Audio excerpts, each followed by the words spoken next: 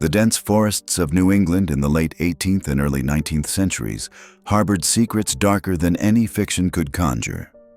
Between 1784 and 1892, a terror unlike anything America had ever witnessed swept through rural communities from Vermont to Connecticut, leaving behind a trail of desecrated graves, exhumed corpses, and families torn apart by supernatural dread. This was not the work of any monster from European folklore, but something far more insidious: the systematic destruction of communities by their own fears, manifested in what historians would later call the New England vampire panic. What makes this phenomenon particularly chilling is not just the gruesome rituals performed on the dead, but the methodical way entire towns convinced themselves that their deceased loved ones had become predatory creatures feeding on the living. Federal records from the period, many sealed for over a century, reveal a pattern of behavior so disturbing that government officials struggled to document the full extent of what occurred in these isolated New England settlements. The vampire panic was not a brief moment of collective madness, but a sustained campaign of terror that lasted over a century, claiming hundreds of victims and transforming the very fabric of rural American life. Unlike the vampire legends of Eastern Europe, which spoke of supernatural beings with otherworldly powers, the New England vampire panic focused on ordinary people, recently deceased, who were believed to have returned from the grave to slowly drain the life force from their surviving family members. The roots of this terror can be traced to the unique conditions of late colonial and early American life in New England. These were communities balanced precariously between the rational ideals of the Enlightenment and the deep-seated superstitions carried over from the Old World. The Puritan influence, while diminishing by the late 1700s, had left an indelible mark on the religious consciousness of the region, creating a worldview where supernatural explanations for natural phenomena remained not just plausible, but expected. More critically, these communities were isolated both geographically and intellectually from the medical advances beginning to emerge in larger cities.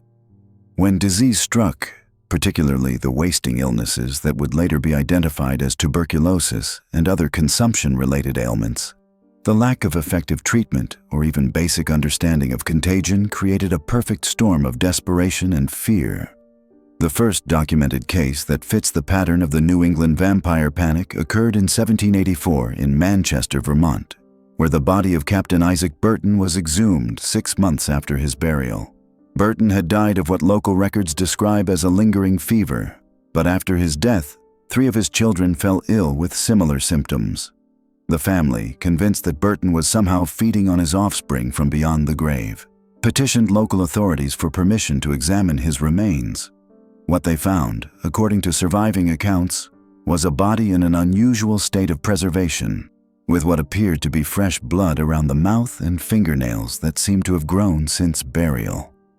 Modern forensic science can easily explain these phenomena as natural processes of decomposition occurring under specific environmental conditions, but to the grieving family and concerned community members, these signs could only mean one thing: Isaac Burton had become what they termed a walking ghost, a creature that fed on the living while appearing to rest peacefully in death.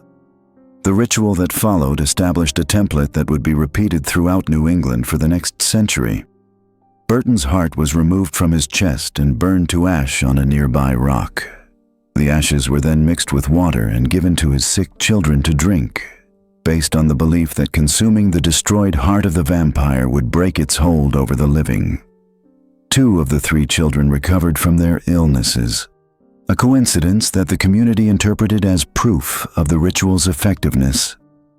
Word of the Burton case spread through the interconnected network of rural communities that characterized New England society.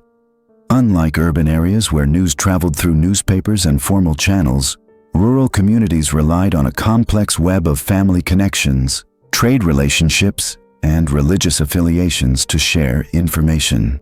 Stories of successful vampire remedies spread alongside accounts of families devastated by mysterious wasting diseases, creating a growing body of folk knowledge about how to identify and combat supernatural threats.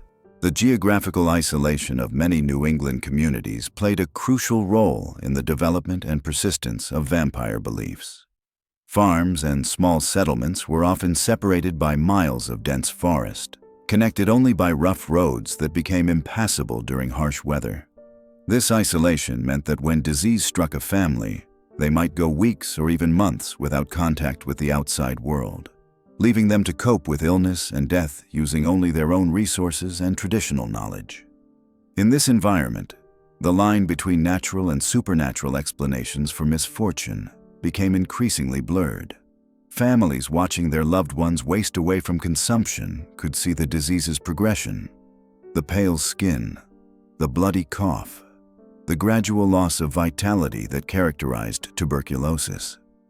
But without understanding of bacterial infection or the mechanics of contagion, these symptoms took on sinister significance, particularly when they appeared to pass from one family member to another in a pattern that suggested predation rather than natural disease transmission. The religious landscape of New England during this period contributed significantly to the development of vampire beliefs. While the strict Calvinist theology of the Puritans had begun to give way to more diverse religious practices by the late 18th century, the fundamental worldview that saw supernatural forces as active participants in daily life remained deeply embedded in the culture. The concept of spiritual warfare, where good and evil battled for human souls, provided a framework within which vampire beliefs could flourish. Local ministers found themselves in an impossible position when confronted with families convinced that their deceased relatives had become vampires. Official church doctrine generally discouraged beliefs in supernatural creatures other than angels and demons, but ministers were also community leaders who needed to provide comfort and guidance to their congregations. Many chose to remain silent on the issue, neither endorsing nor condemning the practice of vampire remedies, a silence that many community members interpreted as tacit approval. The economic conditions of rural New England also contributed to the persistence of vampire beliefs. These were primarily agricultural communities operating at a subsistence level, where the loss of even one productive family member could spell disaster for an entire household. When mysterious illnesses struck multiple family members in succession, the economic impact was devastating, creating additional pressure to find some explanation and solution for the crisis.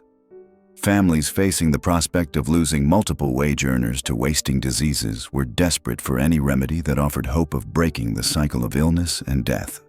The vampire explanation, while terrifying, was also empowering because it suggested that human action could combat supernatural threats. Unlike prayers or medical treatments that might fail, the physical destruction of a vampire's heart offered a concrete, irreversible solution that gave families a sense of control over their circumstances. The role of women in New England vampire cases reveals important aspects of both the panic itself and the broader social structure of rural communities. Women were typically responsible for caring for sick family members, which meant they were often the first to observe the symptoms that might be interpreted as evidence of vampiric activity. They were also frequently the ones who advocated most strongly for exhumation and vampire remedies, having witnessed firsthand the progression of mysterious illnesses through their families. At the same time, women were disproportionately likely to be identified as vampires themselves.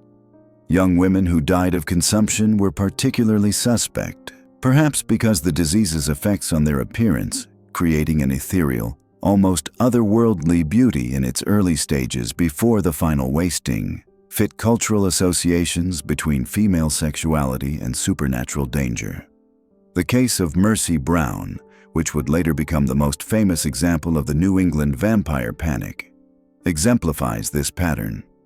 But Mercy Brown's story, which occurred in 1892 in Exeter, Rhode Island, represents the culmination rather than the beginning of the vampire panic. By the time her body was exhumed and her heart burned in a desperate attempt to save her brother Edwin from the same wasting disease that had killed her, similar rituals had been performed countless times across New England, creating a tradition of vampire remedies that had become deeply embedded in rural folk practice. The development of this tradition reveals the systematic way that vampire beliefs spread and evolved throughout the region. Each successful case, where family members recovered after vampire remedies were performed, became part of a growing body of evidence that such creatures existed and could be defeated through specific rituals. Each failure was explained away through various means. The ritual had been performed incorrectly.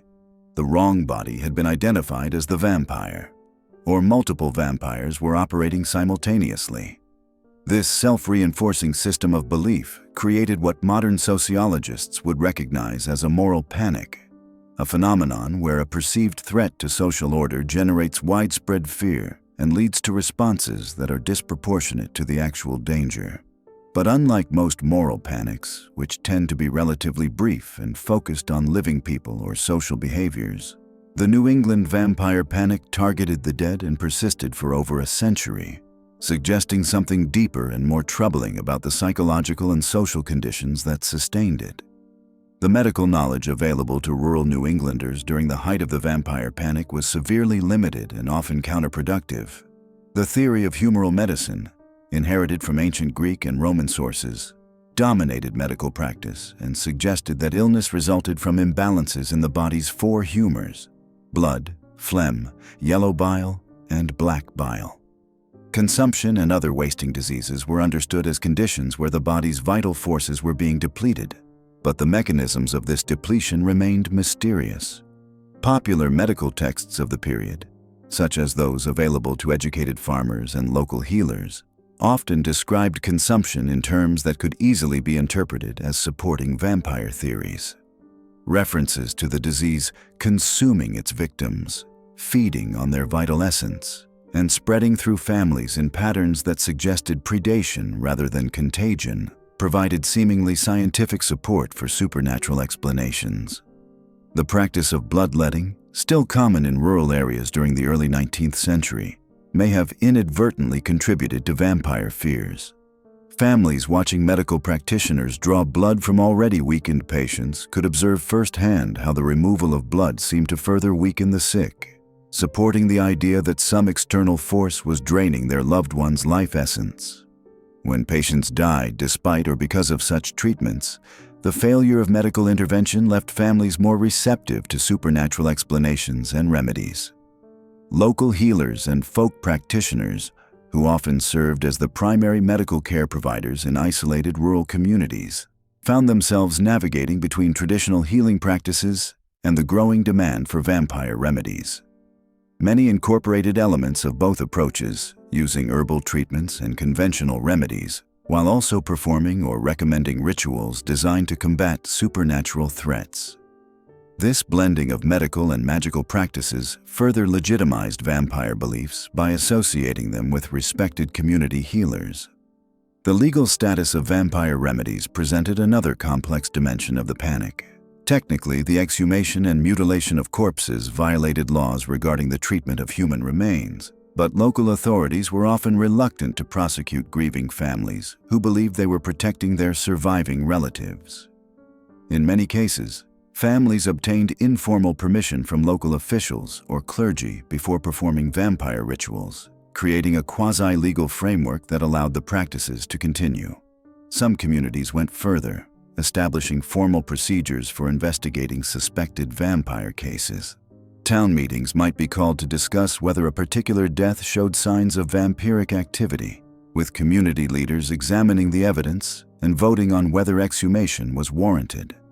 These democratic approaches to dealing with supernatural threats reflect the broader political culture of New England, where community self-governance was highly valued, but they also demonstrate how vampire beliefs became institutionalized rather than remaining isolated family practices. The documentation of vampire cases reveals the systematic nature of the beliefs and practices that developed during the panic. Families kept detailed records of symptoms, death dates, and the timing of subsequent illnesses, looking for patterns that might indicate vampiric activity. Local officials maintained logs of exhumations and their outcomes, treating vampire investigations with the same bureaucratic thoroughness applied to other community concerns. These records, scattered across town halls, church archives, and family collections throughout New England, provide a unique window into how ordinary people understood and responded to mysterious illnesses, during a period when medical science offered few answers. They also reveal the extent to which vampire beliefs penetrated all levels of rural society, from poor farming families to educated merchants and professionals who might be expected to reject such superstitions. The social dynamics surrounding vampire cases illuminate important aspects of community life in rural New England. Accusations of vampirism could destroy family reputations and social standing, but they could also bring communities together in common cause against a perceived supernatural threat.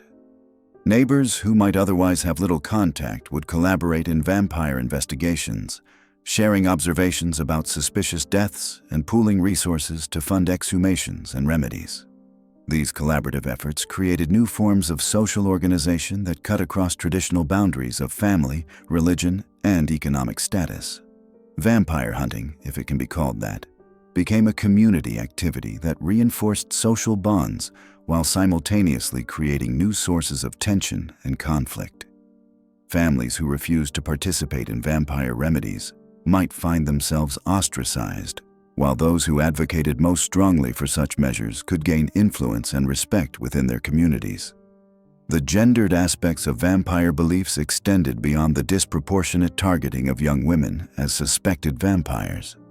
Men typically took responsibility for the physical aspects of vampire remedies, performing the actual exhumations and dismemberment of corpses, while women often served as the primary advocates for such measures and the keepers of family knowledge about vampiric symptoms and remedies.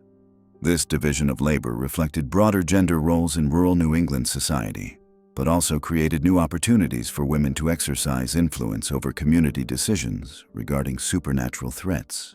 Children growing up during the height of the vampire panic were socialized into a worldview where the recently deceased posed ongoing threats to the living. Parents taught their children to watch for signs of vampiric activity, to report unusual dreams or feelings of being watched, and to participate in protective rituals designed to ward off supernatural predators.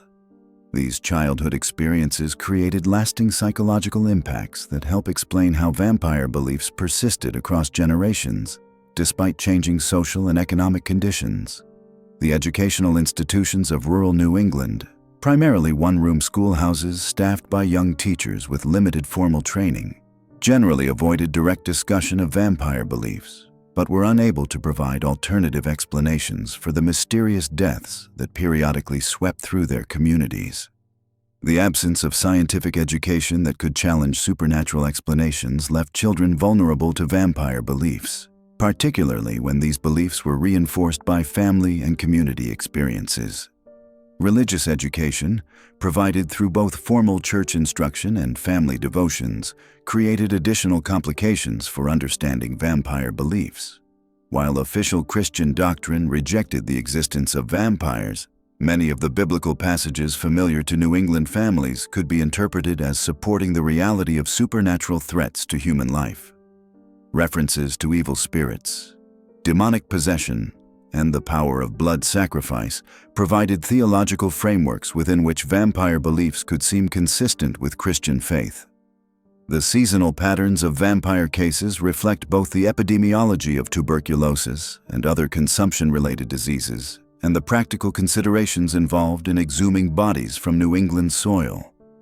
Most vampire investigations occurred during the winter months, when cold weather made it easier to preserve exhumed remains for examination, and when the frozen ground, while difficult to dig, helped prevent the rapid decomposition that might interfere with identifying vampiric signs.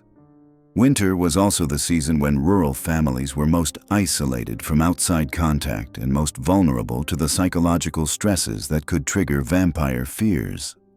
Long periods of confinement in small, poorly ventilated houses created ideal conditions for the spread of respiratory diseases, while also intensifying family tensions and making it more likely that normal grief responses to death would take on pathological dimensions. The economic cycles of rural New England life also influenced the timing of vampire cases. Late winter and early spring, when food stores were running low and families were most vulnerable to malnutrition and disease, saw the highest rates of mysterious deaths and subsequent vampire investigations. The connection between nutritional stress and increased susceptibility to tuberculosis was not understood at the time, but it created patterns of illness and death that seemed to support supernatural explanations. The tools and techniques used in vampire remedies reveal the intersection between traditional folk practices and the specific requirements of combating supernatural threats. Families developed specialized knowledge about the proper methods for exhuming and examining suspected vampire remains, including the specific signs that indicated vampiric activity and the most effective ways to destroy vampire hearts and other organs. This technical knowledge was passed down through families and communities, creating a body of practical expertise that paralleled and sometimes contradicted official medical and religious teachings. Experienced vampire hunters, typically older men who had participated in multiple exhumations, became respected community resources who could be consulted when new cases arose. The ritual aspects of vampire remedies involved not just the physical destruction of vampire remains, but also complex ceremonies designed to protect participants from supernatural retaliation and to ensure the effectiveness of the measures being taken. These rituals drew on various religious and folk traditions, combining Christian prayers with practices that may have originated in pre-Christian European customs. The persistence of vampire beliefs in the face of changing social conditions throughout the 19th century demonstrates their deep psychological and cultural roots in New England society. Even as transportation improved and rural communities became less isolated, even as medical knowledge advanced and more effective treatments for consumption became available, vampire fears continued to surface whenever mysterious deaths occurred in patterns that seemed to suggest supernatural causes. The gradual decline of the vampire panic toward the end of the 19th century resulted from multiple factors working in combination. Improved medical understanding of tuberculosis and other infectious diseases provided alternative explanations for the wasting illnesses that had previously been attributed to vampiric activity. Better transportation and communication reduced the isolation of rural communities, making it more difficult for vampire beliefs to develop and persist without outside challenge. The increasing influence of urban cultural values, spread through newspapers, traveling lecturers, and improved educational opportunities, created social pressure against practices that were increasingly seen as backward and superstitious. The rise of scientific rationalism as a cultural ideal made vampire beliefs socially unacceptable among educated Americans, even in rural areas where such beliefs had previously been widely accepted. But perhaps most importantly, the development of more effective medical treatments for tuberculosis and other consumption-related diseases reduced the desperation that had driven families to seek supernatural remedies. When families could see their loved ones recovering through medical intervention, the appeal of vampire explanations and remedies naturally diminished.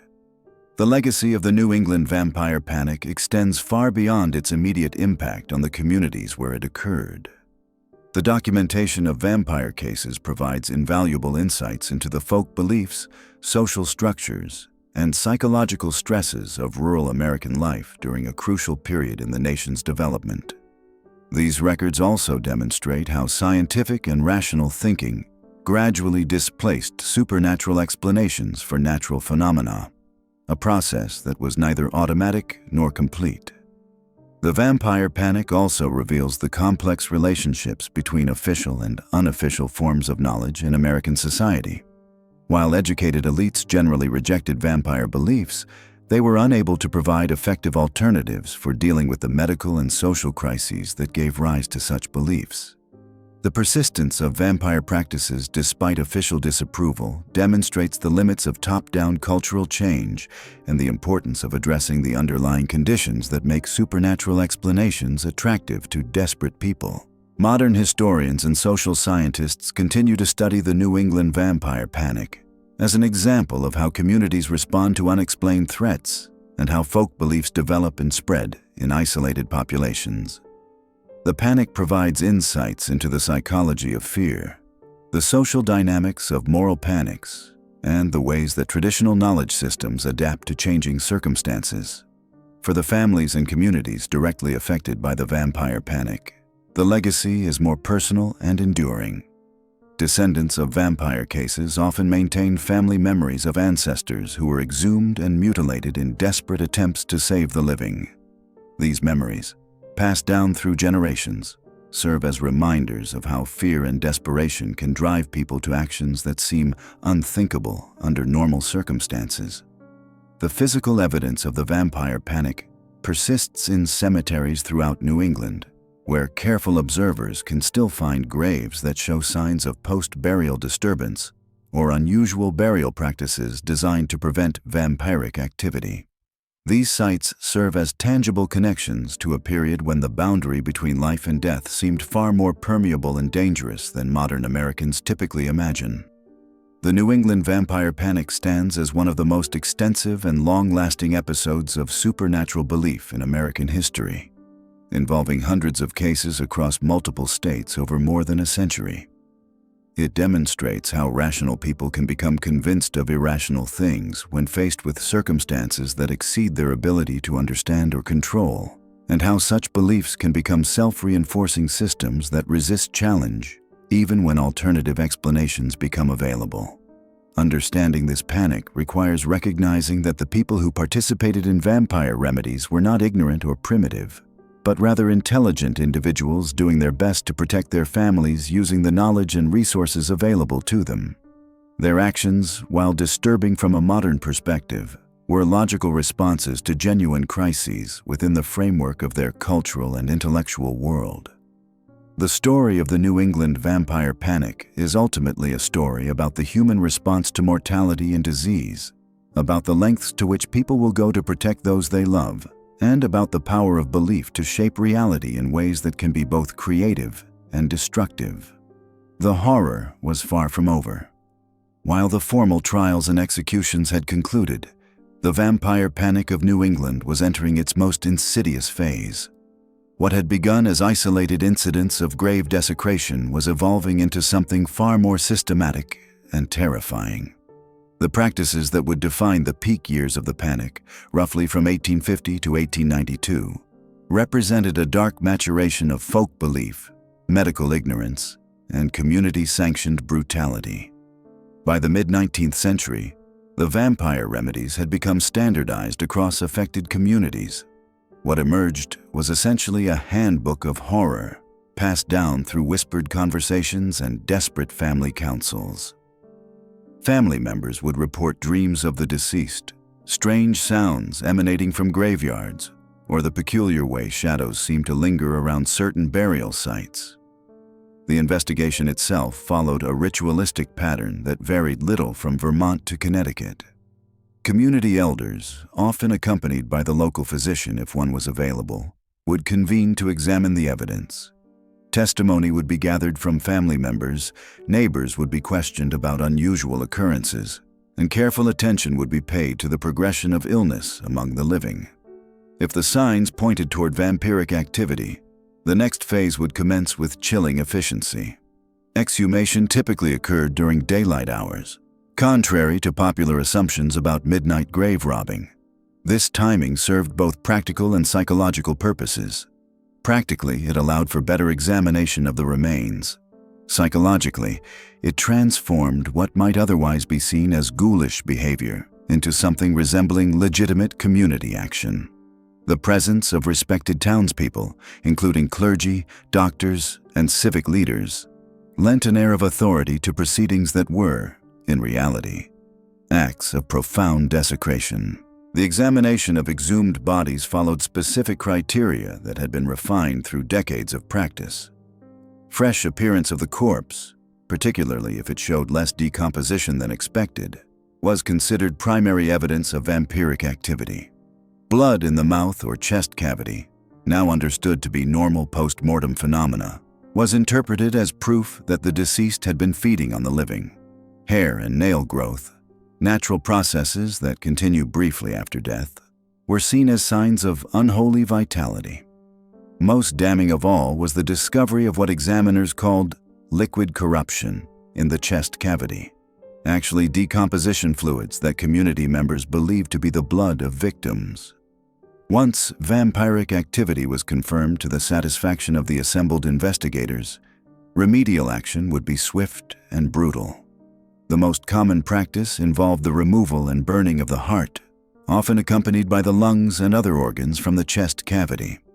This burning typically took place on a large rock near the graveyard, with the ashes either scattered to the winds or, in some cases, mixed with water and administered to ailing family members as a curative. The logic was straightforward. By destroying the source of the vampire's power, the supernatural drain on the living would cease. More extreme cases involved complete dismemberment of the corpse. Bodies would be decapitated, with the head placed between the legs or turned face down. Wooden stakes, iron rods, or large stones would be driven through the chest cavity. In some instances, the entire body would be burned, though this practice was less common due to practical considerations and lingering Christian sensibilities about the treatment of human remains. The goal was always the same: to ensure that whatever malevolent force had animated the corpse would be permanently neutralized.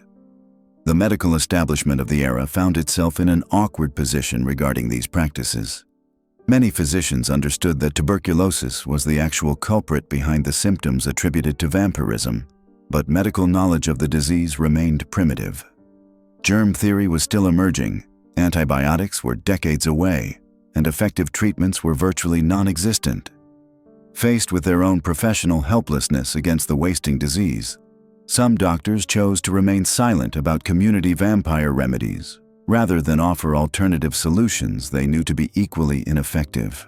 Dr. Harold Metcalf, practicing in rural Vermont during the 1870s, left detailed records of his encounters with the vampire panic that provide insight into the medical community's dilemma. "I have witnessed scenes that would have been deemed barbaric in medieval times," he wrote in a letter to a colleague in Boston. "Yet what alternative can I offer to these desperate families? I can diagnose consumption with certainty, but I cannot cure it. When they ask me to save their dying children, I have no answer." This medical ambivalence contributed to the persistence and spread of vampire beliefs. Without authoritative opposition from the scientific community, folk practices continued to evolve and spread. Traveling peddlers, itinerant preachers, and migrating families carried vampire remedies from community to community, creating a network of shared supernatural knowledge that transcended local boundaries. What had begun as isolated responses to specific outbreaks became a regional phenomenon with its own internal logic and methodology. The social dynamics of vampire accusations revealed disturbing patterns that went beyond mere medical ignorance. Families targeted for vampire investigations were often those already marginalized within their communities. Recent immigrants, particularly those from Ireland and Eastern Europe, found themselves disproportionately suspected of harboring vampiric relatives. Religious minorities, including Catholics in predominantly Protestant communities, faced similar scrutiny. Economic outsiders, whether notably wealthy or desperately poor, attracted suspicion when tuberculosis struck their households. Gender played a particularly sinister role in vampire accusations. Women, especially those who had died young or under circumstances that deviated from social norms, were far more likely to be identified as potential vampires. Unmarried women, those who had died in childbirth, or females who had displayed independence or unconventional behavior during their lifetimes became prime targets for posthumous persecution. The case of Mercy Brown, the most famous victim of the New England vampire panic, exemplifies this pattern.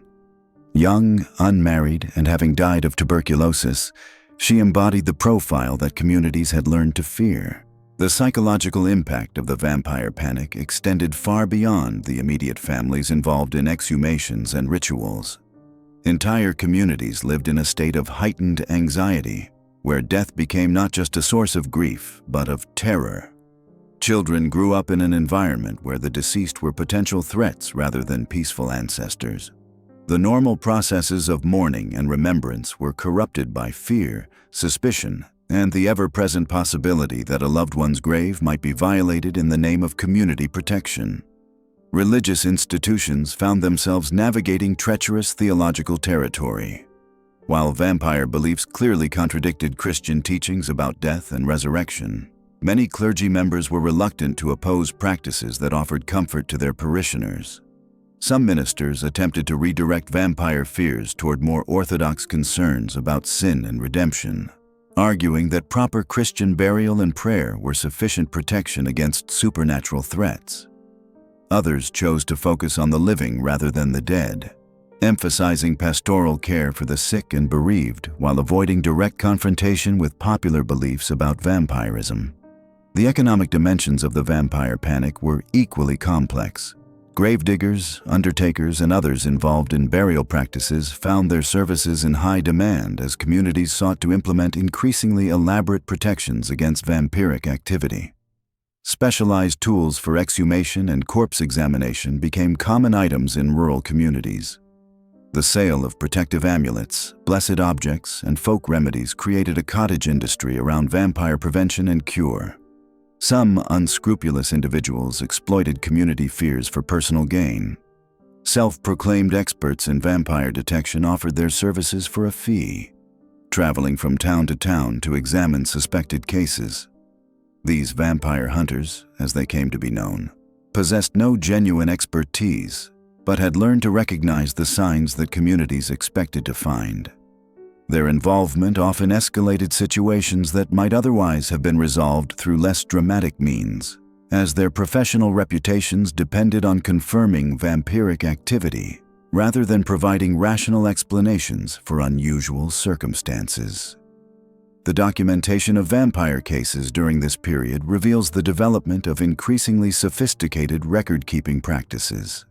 Communities began maintaining detailed logs of exhumations, including descriptions of corpse conditions, remedial actions taken, and subsequent outcomes. These records, often kept by town clerks or prominent citizens, provide historians with invaluable insight into the scope and methodology of the vampire panic.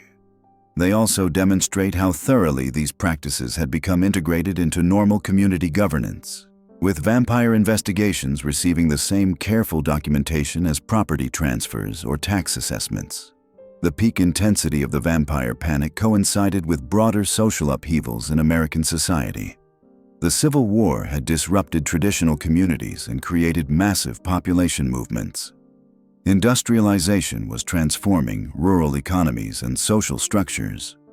Immigration was changing the ethnic and religious composition of many New England towns. Against this backdrop of rapid change, vampire beliefs offered a sense of control and continuity with traditional ways of understanding the world. They provided explanations for suffering that felt more comprehensible than the complex social and economic forces actually reshaping American life. The panic also reflected deeper anxieties about death and disease in a society undergoing rapid modernization, as traditional extended families gave way to smaller nuclear units. And as geographic mobility separated generations, the familiar rhythms of birth, life, and death became more isolated and frightening experiences. Vampire beliefs restored a sense of connection between the living and the dead, even if that connection was terrifying rather than comforting. They suggested that death was not a final separation but an ongoing relationship that required active management by the surviving community. By the 1880s, the vampire panic had reached a level of institutionalization that made it nearly indistinguishable from legitimate medical practice in many rural areas. Physicians routinely participated in exhumations. Town officials allocated public funds for vampire-related expenses, and religious leaders incorporated protections against vampiric activity into their standard pastoral duties. What had begun as desperate improvisation had evolved into established procedure, complete with professional protocols and community expectations. The transformation of vampire beliefs from folk practice to quasi-official policy represented both the triumph of popular culture over elite authority and the failure of established institutions to provide adequate alternatives. Medical science, religious doctrine, and civil government had all proven inadequate to address the genuine suffering caused by tuberculosis and other wasting diseases. In the absence of effective institutional responses, communities had created their own solutions. however misguided those solutions might appear to later generations. As the vampire panic entered its final decades, the stage was set for the most famous and well-documented case in its entire history. As the 19th century dawned across rural New England, the vampire panic entered what historians now recognize as its most systematized and widespread phase. The isolated incidents of the late 1700s had evolved into something far more organized, more methodical, and ultimately more deadly. What had begun as desperate responses to mysterious deaths now became established community practices, passed down through generations like grim folklore. The transformation was remarkable in its thoroughness. By 1810, entire townships had developed standardized procedures for dealing with suspected vampire cases. Town selectmen would convene special committees to investigate reports of supernatural activity. These weren't frantic midnight gatherings, but formal proceedings, complete with written records and witness testimonies. The bureaucratization of terror had reached New England's most remote corners. Consider the case of Woodstock, Vermont, where in 1817 the town council established what they termed a Committee for Spectral Investigations. Their ledger, preserved in the Vermont Historical Society archives, documents 43 separate vampire cases over a 15-year period. Each entry follows the same meticulous format: name of the deceased, date of death, symptoms exhibited by surviving family members, evidence of supernatural activity, and recommended course of action. The clinical nature of these records is perhaps more chilling than any ghost story. The committee's methods had become refined through practice. They would first interview family members about the deceased's behavior in their final days. Had they expressed unusual cravings? Did they speak of feeling cold even in summer heat? Were there reports of the dying person attempting to bite or scratch their caregivers? These questions, seemingly random to modern ears, formed a diagnostic framework that communities used to identify potential vampires. Medical knowledge, primitive as it was, became twisted into supporting evidence for supernatural explanations. The phenomenon known as purge fluid, a natural byproduct of decomposition, was interpreted as proof that corpses were feeding. The way tuberculosis caused its victims to cough up blood became evidence of vampiric transformation. Even the disease's tendency to spread through families was seen as confirmation that the dead were preying upon the living. But the panic's evolution went beyond mere formalization of existing practices. Communities began developing increasingly sophisticated theories about how vampirism operated. Some believed that only certain types of people were susceptible to becoming vampires after death. Those who had died violent deaths, individuals with particular personality traits during life, or people who had committed specific sins. Others developed elaborate taxonomies of vampire types, each requiring different countermeasures. In Salem County, Massachusetts, local folklore distinguished between what they called lurking vampires and walking vampires. Lurking vampires remained in their graves but projected their influence outward, causing illness in family members through supernatural means. Walking vampires actually rose from their graves to physically visit the living. The distinction mattered because it determined the appropriate response. Lurking vampires could be neutralized by burning their hearts while leaving the body otherwise intact. Walking vampires required complete destruction. These regional variations created a patchwork of vampire lore across New England, with practices varying significantly from town to town. What remained consistent was the underlying structure. Communities had institutionalized their response to tuberculosis and other wasting diseases through supernatural frameworks that provided both explanation and, crucially, a sense of agency in the face of medical helplessness. The role of women in perpetuating and directing these practices cannot be overstated. While formal committees were typically composed of men, the actual identification of vampire cases often originated with the women of affected families. Mothers, wives, and daughters were expected to maintain vigilance for signs of supernatural influence. They were the ones who noticed when a surviving child grew pale or listless. They observed changes in appetite, sleep patterns, and behavior that might indicate vampiric predation. More significantly, women served as repositories of the accumulated wisdom about combating vampires. They knew which herbs to burn during exhumation ceremonies, which prayers offered protection, and which ritual procedures had proven effective in previous cases. This knowledge was transmitted through informal networks, passed from mother to daughter, neighbor to neighbor, creating a parallel system of expertise that operated alongside official community responses. Sarah Tillinghast of West Greenwich, Rhode Island, became something of a local authority on vampire identification after losing several children to what she believed was vampiric influence. Her detailed journal, written between 1799 and 1823, describes dozens of consultations with families throughout southern New England who sought her expertise in diagnosing and treating suspected vampire cases. She developed what she called signs and confirmations, a systematic approach to vampire identification that was widely adopted throughout the region. According to Tillinghast's system, the first signs included dreams in which the deceased appeared to living family members, particularly dreams where the dead person seemed hungry or cold. Physical symptoms in surviving family members were the second category: unexplained weakness, loss of appetite, difficulty sleeping, and a general sense of being drained.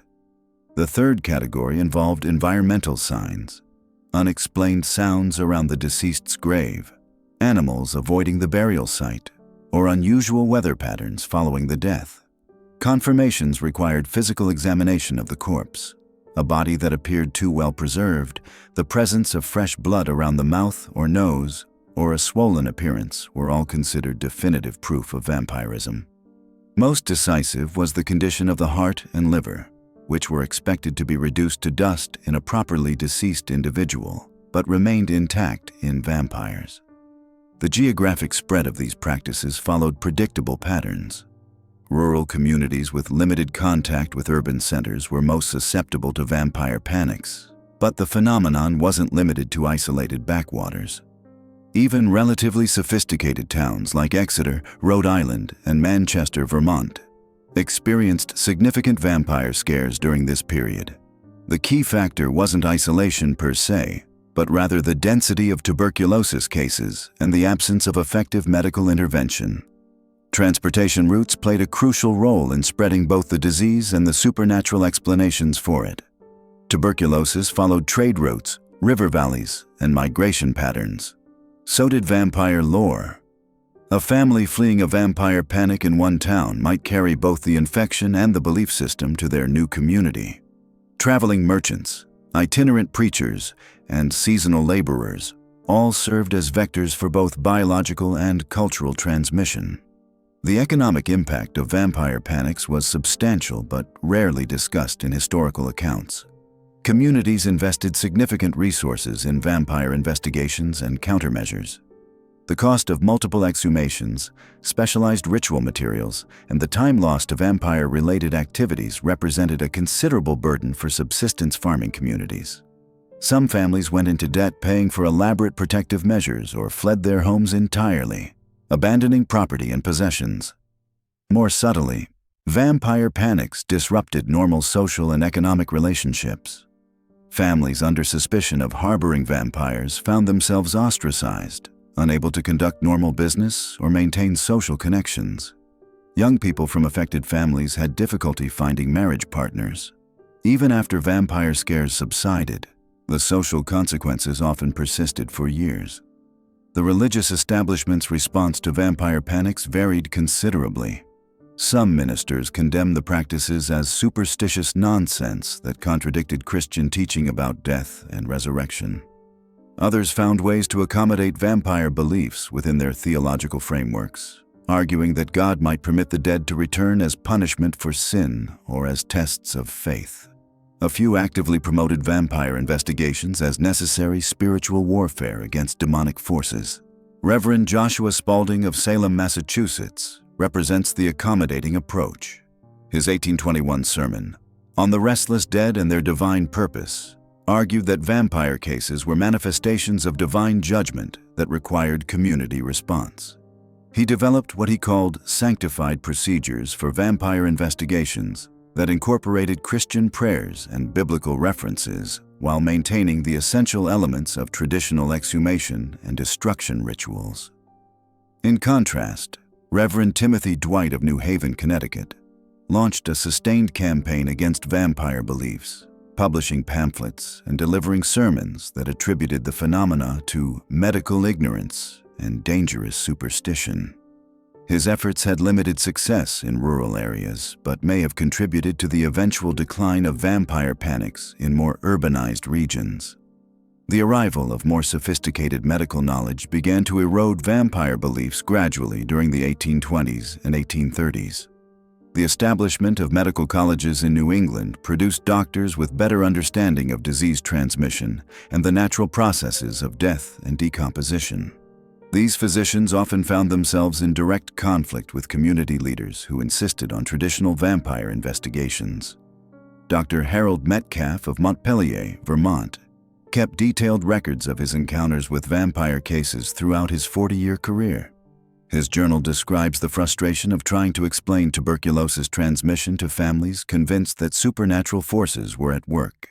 He noted that even when his medical explanations were accepted intellectually, families often pursued vampire countermeasures secretly, unwilling to risk their children's lives on untested scientific theories. The tension between medical and supernatural explanations created a complex negotiation in many communities. Families might consult physicians about treating the living while simultaneously pursuing vampire investigations to address the dead. This dual approach allowed communities to hedge their bets, employing both modern medicine and traditional protective measures without fully committing to either explanation. As transportation and communication improved throughout New England, vampire panics became increasingly difficult to sustain. Newspapers began reporting on vampire cases in ways that highlighted their absurdity to urban readers. The rise of a more connected regional culture made isolated communities more self-conscious about practices that seemed backward or primitive to outsiders. The famous Mercy Brown case of 1892 occurred in this context of declining but persistent vampire beliefs. What made the Brown case significant wasn't its uniqueness, but rather its timing. By the end of the 19th century, vampire exhumations had become rare enough to attract widespread attention when they occurred. The Brown case represented not the peak of vampire panic, but its final, desperate gasp in the face of modernity. The systematic nature that vampire beliefs had acquired during the early 19th century meant they didn't disappear overnight. Even as medical understanding improved and social attitudes changed, the infrastructure of vampire investigation persisted in many communities. Town records show vampire committees continuing to meet regularly well into the 1880s, though with decreasing frequency of actual cases to investigate. This institutionalization had given vampire beliefs a resilience that purely folkloric traditions might have lacked. The formal procedures, written records, and official sanction created a sense of legitimacy that protected vampire practices from casual dismissal. Communities had invested too much in these systems to abandon them easily, even when their effectiveness came into question. The legacy of this systematized vampire panic extended far beyond New England. As populations migrated westward, they carried both tuberculosis and the cultural frameworks for understanding it in supernatural terms. Vampire cases appeared throughout the Ohio Valley, the Great Lakes region, and even parts of the Far West during the middle decades of the 19th century. The New England model provided a template that adapted to new environments and circumstances. Perhaps most significantly, the vampire panic's evolution into a systematic community response demonstrated how folk beliefs could become institutionalized when they served important social and psychological functions. The panic provided communities with agency in the face of medical helplessness, explanatory frameworks for terrifying experiences, and social mechanisms for processing grief and loss. These functions ensured that vampire beliefs persisted long after their original medical justifications had been discredited. The transformation of vampire panic from desperate improvisation to systematic community practice represents one of the most fascinating chapters in American folklore.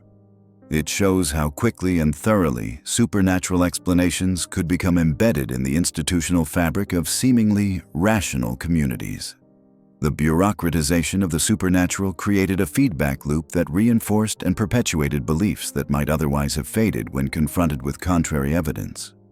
By the 1840s, the vampire panic of New England had reached its mature form, a complex system of belief, investigation, and response that operated parallel to official medical and religious institutions.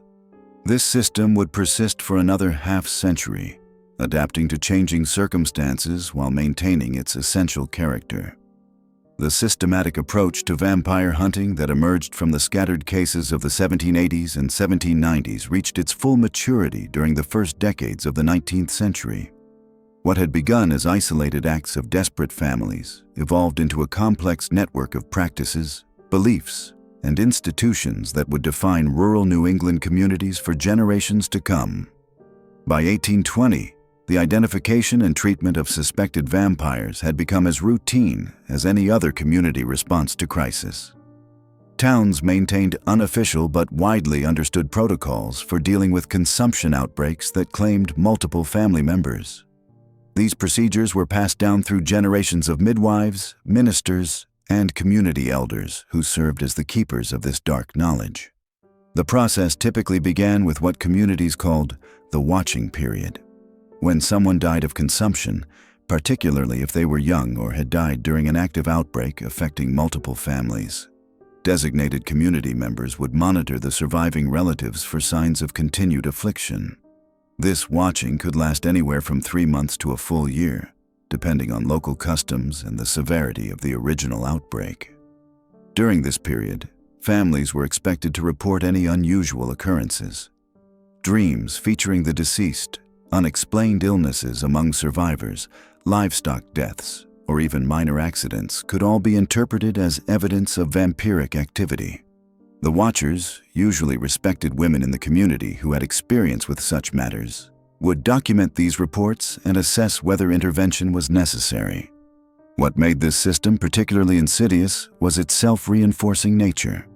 The intense scrutiny placed on grieving families almost guaranteed that some unusual event would occur.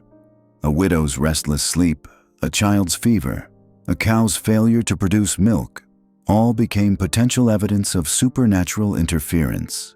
The psychological pressure of being watched for signs of vampiric attack often produced the very symptoms the watchers were looking for. When the watchers determined that intervention was necessary, they would convene what was euphemistically called a consultation. These gatherings brought together the most influential members of the community, including the local minister, the town's leading merchants or landowners, and the senior women who specialized in matters of death and disease. The consultation would review the evidence, discuss the specific circumstances of the case, and determine the appropriate course of action. The sophistication of these consultations revealed how deeply vampiric beliefs had penetrated New England society. Detailed records were kept, precedents were cited, and careful consideration was given to factors such as the deceased's age, the manner of their death, the condition of their body, and the specific symptoms displayed by the afflicted living. These were not frenzied mob actions, but deliberate, methodical proceedings that followed established customs and procedures. The consultation would also determine which specific ritual should be employed. By the 1820s, New England communities had developed a range of increasingly elaborate procedures for dealing with suspected vampires. The choice of ritual depended on various factors, including the severity of the case, the social standing of the family involved, and local traditions that had evolved over decades of practice. The most common procedure remained the examination and heart-burning ritual that had been used in the Mercy Brown case and countless others. However, communities had refined this practice significantly. The exhumation would be conducted at a specific time, usually dawn or dusk, and would involve a carefully selected group of participants. The examination of the body followed established criteria for determining vampiric activity, including the condition of the flesh, the presence of blood in the heart or other organs, and the position of the corpse within the coffin. More elaborate rituals had emerged for cases deemed particularly severe. Some communities practiced what they called the Seven Circles ceremony, where the heart would be burned in 7 different locations around the town, with the ashes scattered at crossroads to prevent the vampire's return. Others employed the silver binding ritual, where silver coins or jewelry would be placed on the corpse's eyes, mouth, and hands before reburial. The most extreme cases called for complete destruction, where the entire body would be burned and the ashes scattered in running water. This procedure was reserved for vampires believed to be particularly powerful or malevolent, usually those who had allegedly claimed multiple victims or had demonstrated supernatural abilities during their lifetime. These rituals were not performed in secret or by fringe elements of society. They were community events that involved respected citizens, religious leaders, and local authorities. The town selectmen would often officially sanction the proceedings. Ministers would offer prayers for the protection of the living, and prominent families would contribute resources to ensure the rituals were performed correctly. The economic aspects of vampire hunting also became systematized during this period. Communities developed formal or informal systems for covering the costs associated with exhumations, ritual materials, and the labor required for these procedures. Wealthy families might fund vampire hunting activities as a form of civic duty, while others contributed through labor or materials. Some towns even established special funds for dealing with supernatural threats, treating vampire hunting as a legitimate public expense. The social dynamics surrounding vampire cases became increasingly complex as the practice matured. Accusations of vampirism could serve multiple functions within small communities, providing outlets for long-standing grievances, consolidating power among certain families, or explaining economic hardships and social tensions. The vampire panic became a lens through which communities interpreted and responded to a wide range of problems that had little to do with actual disease or death. Women played particularly important roles in this systematized approach to vampire hunting. While men typically handled the physical aspects of exhumation and ritual, women served as the primary diagnosticians and record keepers. They were responsible for identifying the early signs of vampiric activity, monitoring affected families, and maintaining the oral traditions that guided these practices. Their expertise in matters of birth, death, and disease made them natural authorities on supernatural threats. The integration of vampire hunting into the broader social fabric of New England communities created a feedback loop that strengthened and perpetuated these beliefs. Children grew up seeing vampire rituals as normal responses to certain types of deaths. Young adults learned to interpret consumption outbreaks through the lens of supernatural causation. The practices became so embedded in community life that questioning them was seen as dangerous naivety that could put everyone at risk. This systematization also meant that vampire hunting practices could spread more effectively between communities. When families moved from one town to another, they brought their knowledge of vampire identification and treatment with them. Ministers who served multiple parishes could carry procedures from one congregation to another. Traveling merchants and craftsmen served as conduits for sharing information about successful vampire hunting techniques. The medical community's response to these practices was complex and often contradictory.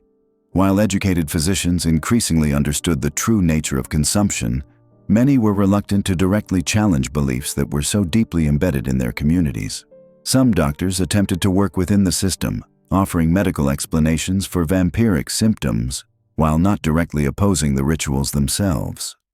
Others found ways to discourage vampire hunting through more subtle means, such as promoting alternative treatments or explanations for disease outbreaks. However, the lack of effective medical treatments for consumption meant that even skeptical physicians had little to offer families facing the disease. When medical science could not save the living, supernatural remedies maintained their appeal regardless of their actual effectiveness. The vampire hunting system provided communities with a sense of agency and control that conventional medicine could not match. By the 1840s, the systematic approach to vampire hunting had become so well established that it functioned almost like a parallel medical system. Communities had developed diagnostic criteria, treatment protocols, and institutional structures for dealing with vampiric threats. This systematization would prove to be both the peak of the vampire panic's influence and the beginning of its eventual decline, as the very formalization of these practices made them more visible to outside criticism and more vulnerable to changing social and scientific attitudes. The sophistication of New England's vampire hunting system represented a remarkable adaptation of folk beliefs to the challenges of epidemic disease. It demonstrated the human capacity to create meaning and maintain social cohesion in the face of inexplicable suffering. The roots of New England's vampire panic ran deeper than anyone could have imagined, weaving themselves into the very fabric of community life through a complex web of social structures, economic pressures, and psychological dynamics that transformed ordinary citizens into participants in ritualized terror. By the 1850s, what had begun as isolated incidents of grave disturbance had evolved into a sophisticated system of supernatural enforcement that operated with the efficiency of any established institution. The most striking aspect of this evolution was how vampire beliefs became embedded within existing community hierarchies. Town selectmen, church deacons, and respected elders found themselves serving dual roles as both civic leaders and supernatural investigators. In many communities, formal committees were established to evaluate suspected vampire cases, complete with standardized procedures for investigation and intervention. These committees operated with a bureaucratic precision that would have been familiar to any modern observer, maintaining detailed records of their proceedings and developing elaborate protocols for different types of supernatural threats. Martha Whitman, whose diary chronicled vampire activities in Sutton, Massachusetts between 1847 and 1863, described the methodical approach taken by her town's Committee for Spiritual Protection. Each suspected case began with a formal complaint, typically filed by family members who noticed the telltale signs of vampiric influence in their households. The committee would then conduct interviews with witnesses, examine the affected individuals, and review burial records to identify potential supernatural culprits. If the evidence proved compelling, they would authorize an exhumation, which was carried out according to specific ritual requirements designed to maximize the effectiveness of the intervention. The economic dimensions of vampire belief created perverse incentives that helped sustain the panic long beyond its natural lifespan. Professional vampire hunters emerged in several communities, individuals who claimed specialized knowledge of supernatural threats and offered their services for substantial fees. These practitioners developed elaborate mythologies around their work, claiming to have studied under European masters or to possess hereditary gifts that enabled them to detect vampiric activity. Samuel Hartwell, who operated throughout central Massachusetts during the 1860s, charged families up to $50 for a complete vampire investigation, a sum equivalent to several months' wages for most working men. The financial burden of vampire-related expenses fell disproportionately on families already devastated by illness and death. In addition to paying for investigations and ritual interventions, affected households often faced social pressure to demonstrate their commitment to community safety through generous donations to churches and civic organizations. This created a vicious cycle where financial desperation made families more susceptible to the psychological pressures that enabled vampire beliefs to flourish. Debt records from the period show that vampire-related expenses frequently pushed grieving families into poverty, creating additional social problems that communities blamed on supernatural influences. Women played particularly complex roles in sustaining vampire beliefs, serving simultaneously as the primary identifiers of supernatural threats and the most frequent victims of vampire-related violence. The gendered nature of tuberculosis, which disproportionately affected young women of childbearing age, meant that female corpses were most likely to be subjected to post-mortem mutilation. Yet women also wielded considerable influence within the supernatural detection apparatus, with many communities relying on female elders to identify the subtle signs of vampiric activity that men might overlook. Elizabeth Morrison, a respected midwife in Woodstock, Vermont, became known throughout the region for her ability to detect vampire influences in seemingly healthy individuals. Her techniques, which she claimed to have learned from her grandmother, involved careful observation of breathing patterns, skin coloration, and behavioral changes that supposedly indicated supernatural interference. Morrison's diagnoses carried enormous weight within her community, and her pronouncement that an individual was under vampiric influence often triggered immediate family action. Her detailed notes, preserved in the Vermont Historical Society, reveal a sophisticated understanding of tuberculosis symptoms that she interpreted through a supernatural framework that made her simultaneously an astute medical observer and a dangerous purveyor of deadly superstition. The role of children in vampire cases created some of the most disturbing aspects of the entire phenomenon. Young people were considered particularly susceptible to vampiric influence, both as victims and as potential supernatural threats. The death of a child often triggered intensive investigation of family burial grounds, as parents desperately sought explanations for tragedies that medical science could not adequately address. Simultaneously, children who died young were viewed as especially dangerous vampires, their innocent appearance masking supernatural malevolence that could devastate entire families. The case of 7-year-old Hannah Pierce, who died of consumption in Grafton, New Hampshire in 1854, illustrates the tragic intersection of grief and supernatural belief. When Hannah's younger siblings began showing signs of illness 6 months after her burial, their parents became convinced that she was feeding on their life force.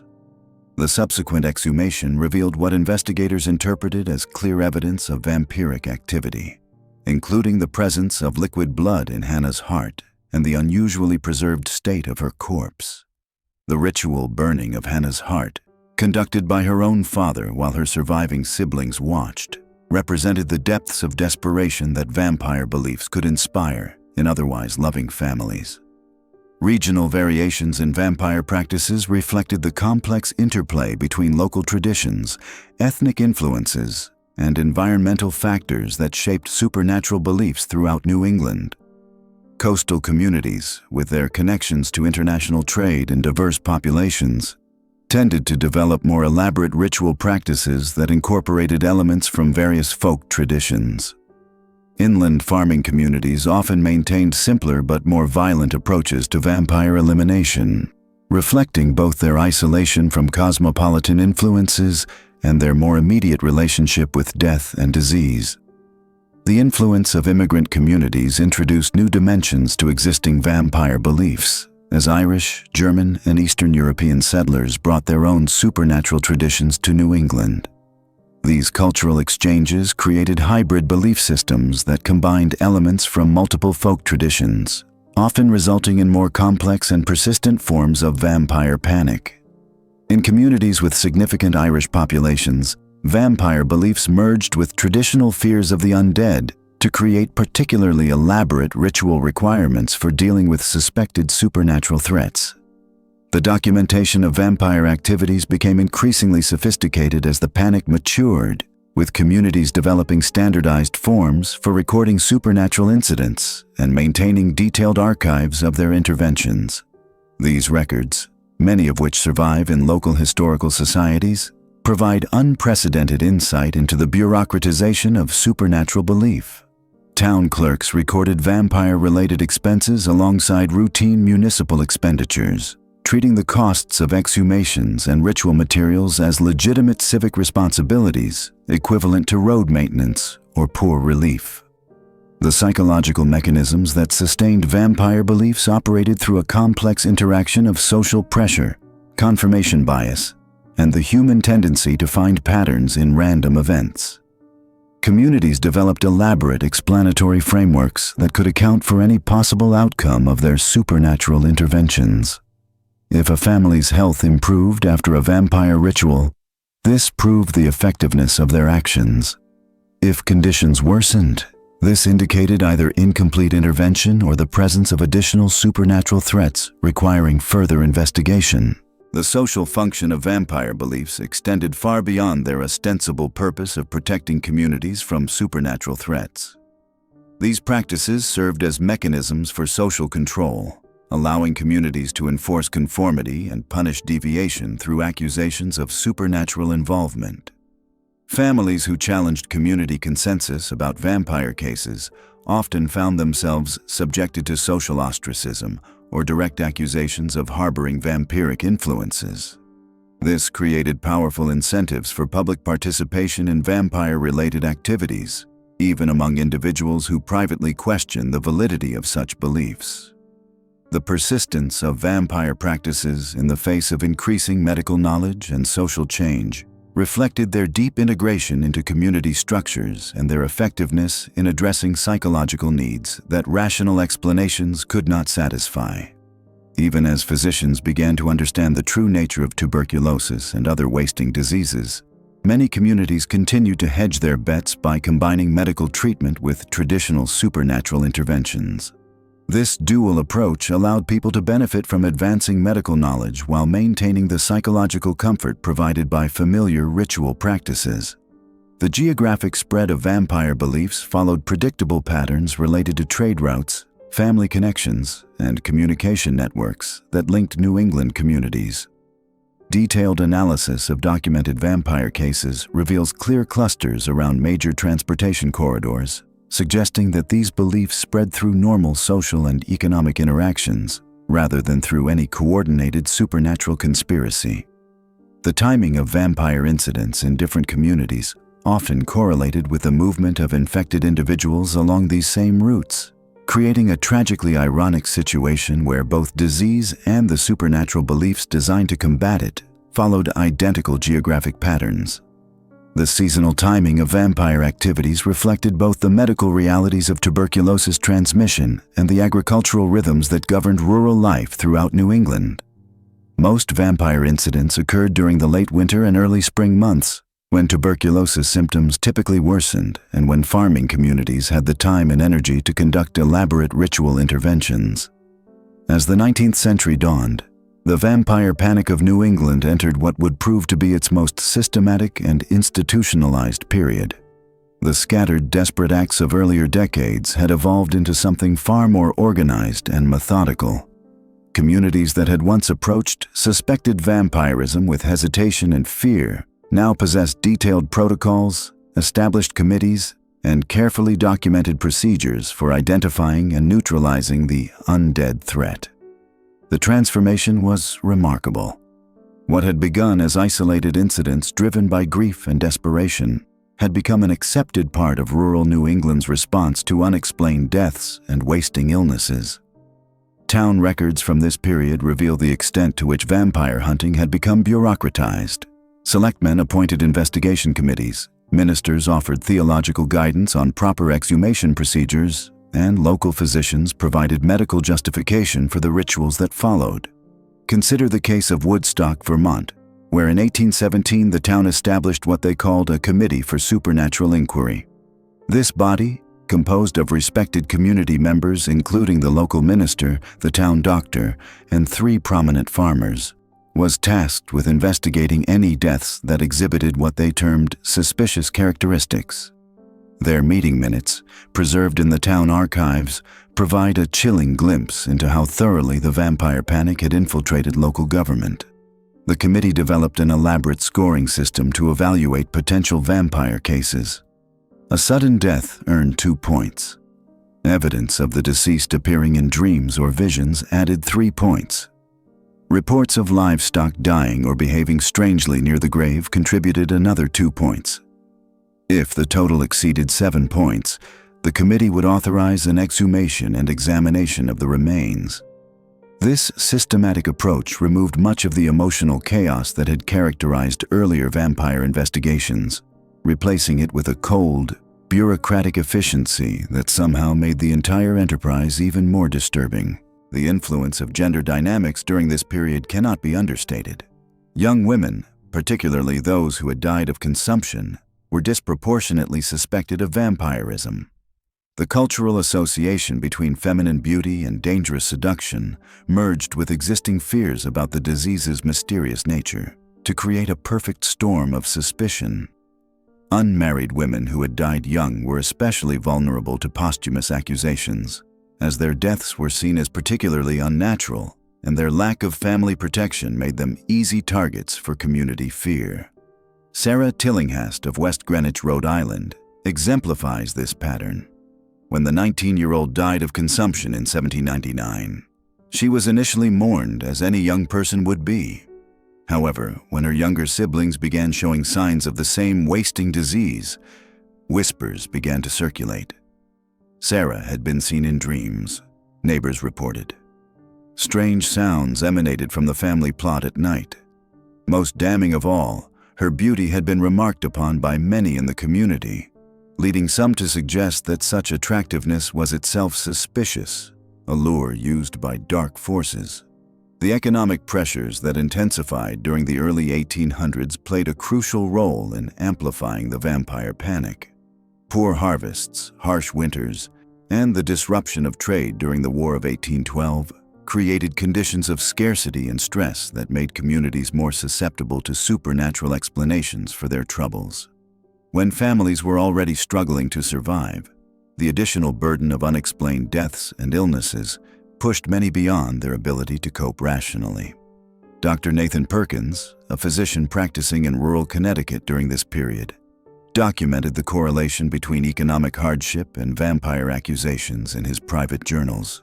He noted that vampire investigations peaked during the worst economic years, when families could least afford to lose productive members to illness. The supernatural explanation offered a sense of agency and control that purely medical approaches could not provide. If the deaths were caused by vampires, then perhaps they could be stopped through appropriate action. The rituals themselves became increasingly elaborate and standardized.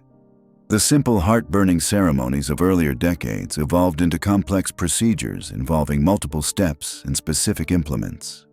The body would be exhumed in daylight, preferably on a Sunday when the congregation could serve as witnesses. A committee of examination would inspect the remains for signs of vampiric activity, looking for preserved flesh, blood in the heart, or unnatural positioning of the limbs. If evidence of vampirism was found, the response followed a carefully prescribed ritual. The heart would be removed and burned, often on a forge or in a specially constructed fire. The ashes would be mixed with water and administered to sick family members as a cure. In some cases, the head would be severed and placed between the legs, or the body would be turned face down to prevent the vampire from rising. These procedures were carried out with the solemnity of religious ceremony, complete with prayers and hymns. The technological innovations of the early 19th century inadvertently supported the vampire panic in unexpected ways. The development of better tools for excavation made exhumations easier and more thorough. Improved transportation allowed news of vampire cases to spread more quickly between communities, creating a network of shared knowledge and mutual reinforcement of beliefs. Even the growth of newspapers contributed to the panic, as editors eager for sensational stories spread accounts of vampire investigations far beyond their original communities. Medical knowledge during this period occupied a peculiar middle ground that actually reinforced vampire beliefs rather than dispelling them. Physicians understood enough about disease to recognize patterns and symptoms, but lacked the knowledge to explain the mechanisms of infection and decay. This partial understanding created a dangerous gap where supernatural explanations could flourish. Doctors could observe that tuberculosis spread through families and communities, but without knowledge of bacterial transmission, the idea that the dead were somehow responsible seemed as plausible as any other explanation. The preservation of bodies in New England's cold climate provided particularly compelling evidence for vampire believers. The frozen ground of winter often prevented proper decomposition, meaning that bodies exhumed months after burial might appear remarkably well preserved.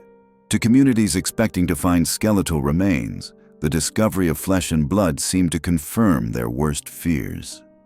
Modern understanding of how cold temperatures affect decomposition makes these discoveries perfectly explicable, but to 19th century New Englanders, they were proof positive of supernatural intervention. Religious leaders found themselves in an increasingly difficult position as the vampire panic intensified. Traditional Christian theology had little room for the undead, yet the fears of their congregations were real and pressing. Many ministers attempted to thread the needle by acknowledging the possibility of supernatural influences while emphasizing the importance of prayer and faith over violent remedies. Others embraced the vampire explanation wholeheartedly, seeing it as confirmation of the ongoing battle between good and evil. Reverend Timothy Dwight, president of Yale College and a prominent Congregationalist minister, wrote extensively about what he termed the supernatural delusions afflicting rural New England. While he rejected the literal existence of vampires, he acknowledged that evil forces might work through the fears and superstitions of simple people to spread chaos and suffering. This nuanced position allowed him to maintain theological respectability while not completely dismissing the concerns of his fellow ministers in affected communities. The educational institutions of New England began to take notice of the vampire panic as it spread and intensified. Harvard Medical School, founded in 1782, started collecting accounts of vampire investigations as part of their study of popular medical beliefs. These early anthropological efforts, while crude by modern standards, represent some of the first systematic attempts to understand the social and psychological factors driving the panic. Dr. William Sweetser, a Harvard-trained physician who established a practice in rural Vermont, found himself repeatedly called upon to examine exhumed bodies for signs of vampirism. His detailed notes on these examinations provide valuable insight into both the medical understanding of the time and the social pressures that shaped vampire investigations. Sweetser noted that while he never found evidence of supernatural activity, the communities he served were often so invested in the vampire explanation that contradictory evidence was dismissed or reinterpreted to fit their beliefs. The seasonal patterns of the vampire panic became increasingly apparent as record-keeping improved. Most vampire investigations occurred during the late winter and early spring months, when the combination of harsh weather, food shortages, and confined living conditions created ideal circumstances for disease transmission. The timing also coincided with the traditional season of death in agricultural communities, when the elderly and infirm were most likely to succumb to the accumulated stresses of winter. These seasonal patterns reinforce the supernatural interpretation of events. The clustering of deaths during specific months seemed to suggest a coordinated attack by malevolent forces rather than the natural consequence of environmental factors. Communities developed elaborate theories about why vampires were more active during certain seasons, often incorporating astronomical events, religious holidays, and agricultural cycles into their explanations. The geographic spread of the vampire panic followed predictable patterns related to trade routes, family connections, and population movement. New vampire cases typically appeared first in communities with existing connections to areas where the panic was already established. Traveling merchants, visiting relatives, and migrating families carried stories and beliefs with them, seeding new outbreaks of vampire fear wherever they settled. The Connecticut River Valley served as a particularly important corridor for the spread of vampire beliefs. The river provided a natural highway for trade and communication between communities, and vampire cases appeared with striking regularity along its banks. Towns like Bellows Falls, Brattleboro, and Northampton all recorded vampire investigations during the early 1800s, creating a network of shared experience and mutual reinforcement of beliefs. As the vampire panic became more institutionalized, it also became more resistant to contradictory evidence. The development of standard procedures and official recognition gave the practice a legitimacy that made it harder to challenge. Communities that had invested time, resources, and social capital in vampire investigations were reluctant to admit that their efforts had been misguided. The sunk cost fallacy operated on a community level, making it easier to continue the practices than to acknowledge their futility. The commercial aspects of the vampire panic also expanded during this period. Specialized tools for vampire investigation became available for purchase, including specially blessed shovels, silver-lined containers for heart removal, and protective amulets for investigators. Local blacksmiths developed expertise in creating the iron implements believed necessary for vampire destruction. Even the printing industry benefited, as demand grew for pamphlets and broadsides explaining proper vampire identification and elimination procedures. This commercialization had the perverse effect of lending additional credibility to vampire beliefs. The existence of a market for vampire hunting supplies suggested that the threat was real and recognized by legitimate businesses. The investment in specialized equipment created an incentive to use it, leading to more frequent and thorough vampire investigations. Communities that had purchased expensive vampire hunting tools felt obligated to justify the expense through active use. The psychological mechanisms that sustained the vampire panic during this period were remarkably sophisticated. The combination of confirmation bias, social proof, and authority validation created a self-reinforcing system that was extremely difficult to break. When community leaders endorsed vampire investigations, when neighbors reported suspicious activities, and when physical evidence seemed to support supernatural explanations, the rational skeptic faced overwhelming social pressure to conform. The role of children in perpetuating vampire beliefs deserves particular attention. Young people, with their natural susceptibility to supernatural fears and their tendency to embellish stories, served as both victims and vectors of vampire panic.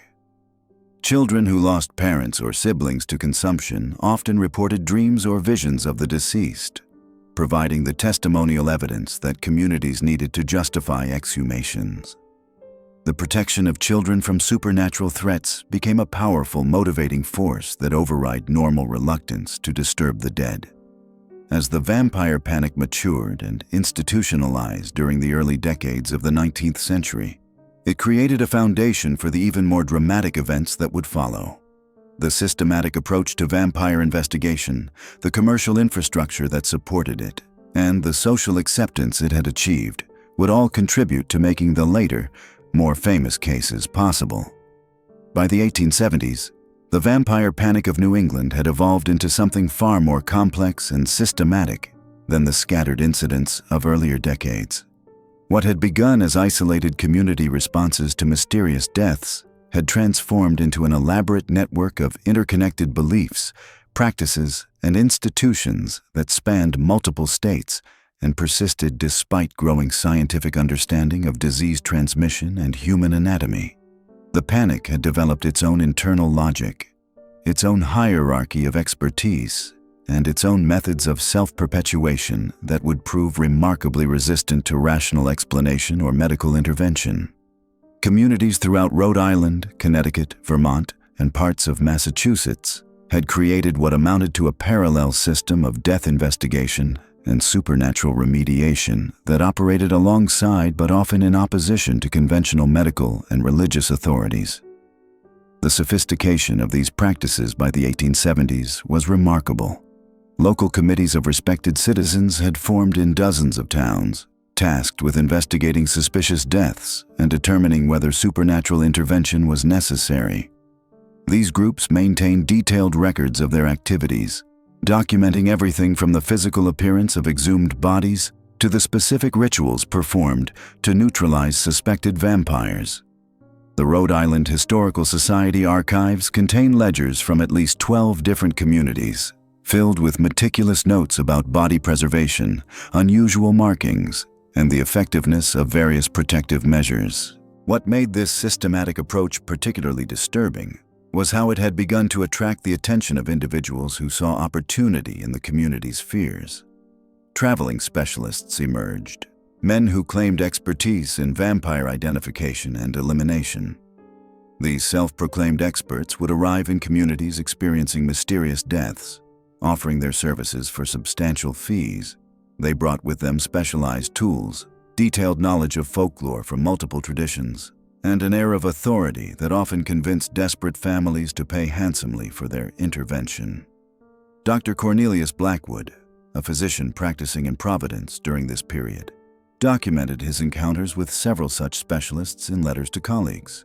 Vance carried an elaborate kit containing silver implements, various herbs and compounds, and a collection of books purportedly containing ancient knowledge about supernatural entities.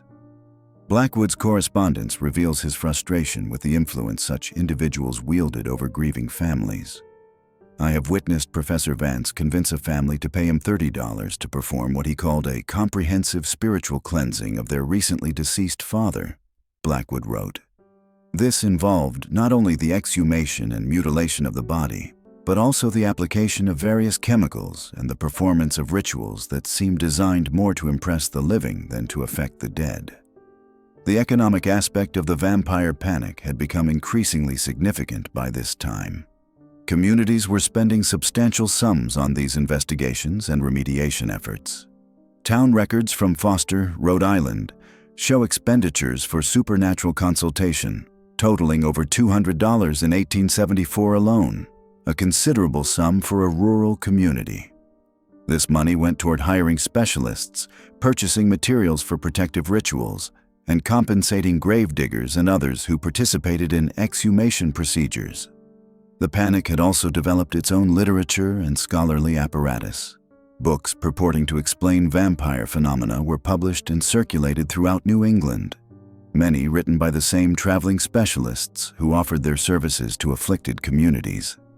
These publications combined elements of European folklore, Christian theology, and pseudo-scientific speculation to create a seemingly coherent explanation for the mysterious deaths plaguing rural areas. One such work, The American Vampire, a practical guide to identification and elimination by one Dr. Ezekiel Thornton, became particularly influential. Published in 1875, it provided detailed instructions for recognizing vampire activity, proper procedures for exhumation and examination of suspected vampires, and various methods for neutralizing supernatural threats. The book sold hundreds of copies throughout New England and became a standard reference for communities dealing with mysterious illnesses. Thornton's work was notable for its attempt to provide scientific justification for vampire beliefs. He claimed that certain atmospheric conditions, combined with specific soil compositions and weather patterns, could create circumstances where the recently deceased might retain a form of malevolent life. His explanations incorporated contemporary theories about disease transmission while maintaining that supernatural forces were the ultimate cause of the phenomena communities were experiencing. The influence of such publications extended beyond individual communities. By the 1870s, a network of correspondence had developed between vampire investigators across New England. They shared information about successful techniques, warned each other about particularly dangerous cases, and coordinated their responses to major outbreaks of suspicious deaths. This network gave the vampire panic a level of organization and persistence that made it far more difficult to combat through rational argument or medical intervention. Religious authorities found themselves in an increasingly difficult position as the panic evolved. While many ministers and priests were skeptical of vampire claims, they were reluctant to directly contradict beliefs that seemed to have some basis in Christian theology about the nature of good and evil. Some attempted to channel community fears into more conventional religious responses, emphasizing prayer, faith, and trust in divine providence. Others, however, found themselves drawn into the vampire investigations, lending their authority to practices that blended Christian ritual with folk magic and supernatural speculation. The Reverend Samuel Whitmore of Coventry, Connecticut, left behind a detailed diary documenting his involvement in vampire investigations during the 1870s. His entries reveal the internal conflict experienced by religious leaders who wanted to help their communities but were troubled by the increasingly elaborate and violent nature of the responses to suspected vampire activity. In one entry from 1876, he wrote, "I find myself torn between my duty to comfort the afflicted and my growing conviction that we are encouraging practices that border on the blasphemous." The medical community's response to the vampire panic was complicated by the limitations of contemporary scientific understanding. While physicians like Dr. Blackwood recognized that the symptoms attributed to vampire activity were consistent with tuberculosis and other wasting diseases, they had limited ability to treat these conditions effectively. The lack of successful medical interventions left communities vulnerable to alternative explanations and treatments, even when these alternatives involved disturbing the dead and performing rituals that violated both medical ethics and conventional religious practice. Some physicians attempted to combat vampire beliefs through education, publishing articles in local newspapers explaining the medical causes of consumption and other diseases. Dr. Margaret Holbrook of Burlington, Vermont, wrote a series of pieces for the Burlington Free Press in 1877, detailing the progression of tuberculosis and explaining how the symptoms that communities attributed to vampire activity were actually signs of advanced disease. Her efforts met with limited success, as many readers remained convinced that medical explanations were incomplete and that supernatural forces were at work beyond the reach of conventional medicine. The persistence of vampire beliefs, despite growing medical knowledge, highlighted the complex relationship between fear, hope, and rationality in human psychology. Communities dealing with mysterious deaths were not simply choosing superstition over science.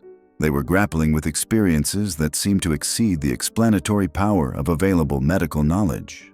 When physicians could offer no cure for consumption, when multiple family members died despite medical attention, when the suffering of the living seemed to correlate with the burial of the dead, supernatural explanations provided a sense of agency and control that medical science could not match.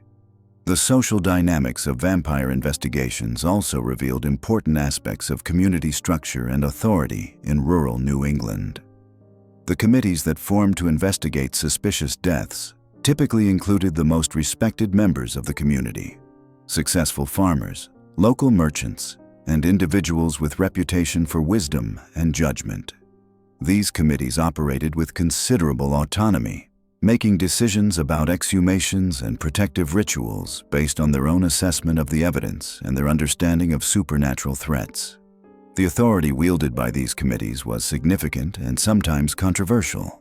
Families who objected to the exhumation of their loved ones often found themselves overruled by community consensus, particularly when the broader population believed that supernatural forces threatened everyone's safety. This tension between individual rights and collective security created lasting divisions in some communities, with families holding grudges for generations over the treatment of their deceased relatives. Women played a particularly complex role in vampire investigations during this period.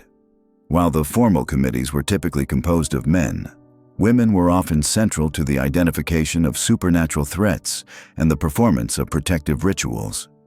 They were frequently the first to notice unusual symptoms in family members, the most likely to report strange dreams or sensations that might indicate vampire activity, and the most knowledgeable about folk remedies and protective practices. At the same time, women were disproportionately likely to be identified as potential vampires. The cases that received the most attention during the 1870s typically involved young women who had died of consumption, whose bodies were subsequently exhumed and subjected to various tests and rituals. This pattern reflected broader anxieties about female sexuality and agency, as well as specific beliefs about the relationship between consumption and supernatural activity. The case of Sarah Tillinghast, whose body was exhumed in Foster, Rhode Island, in 1874, exemplified these dynamics. Sarah had died of consumption at age 19, and several family members had subsequently fallen ill with similar symptoms. The community committee investigating the case focused particular attention on Sarah's physical appearance and behavior during her final illness, noting that she had remained unusually attractive despite her disease and had expressed what they considered inappropriate concern with her appearance and relationships. The detailed records of Sarah's exhumation and the subsequent treatment of her remains reveal the extent to which vampire investigations had become sexualized and invasive. The committee's report, preserved in the Fostertown archives, describes intimate examinations of her body and speculates about her moral character and sexual behavior. The language used in these documents reflects deep-seated anxieties about female independence and the perceived threat posed by women who did not conform to conventional expectations of feminine behavior. By the end of the 1870s, the vampire panic had reached a level of institutionalization that made it seem like a permanent feature of New England rural life. Communities had developed standardized procedures for investigating suspicious deaths. Networks of specialists were available to provide expert consultation, and a substantial literature existed to guide communities through the complex process of identifying and neutralizing supernatural threats. Yet even as the panic reached this peak of organization and influence, the seeds of its eventual decline were already being planted. The growing sophistication of medical science, the increasing availability of education and information, and the gradual urbanization of New England would all contribute to a slow but steady erosion of vampire beliefs. The most dramatic and well-documented cases of the 1880s and 1890s would mark not the continuation of the panic, but its final, desperate manifestations before the modern world finally overwhelmed the ancient fears that had gripped these communities for so long. The transformation of isolated supernatural fears into a systematic, institutional response to mysterious deaths represented one of the most remarkable episodes in American folklore and social history. By the mid-1880s, the vampire panic of New England had evolved into something far more insidious and widespread than the isolated incidents of earlier decades. What had begun as desperate acts by grieving families had transformed into a systematic cultural phenomenon that touched virtually every aspect of rural life in the region. The panic had become institutionalized, woven into the very fabric of community decision-making processes. The transformation was remarkable in its scope and organization. Towns throughout Vermont, Rhode Island, Connecticut, and parts of Massachusetts had developed what could only be described as official protocols for dealing with suspected vampiric activity.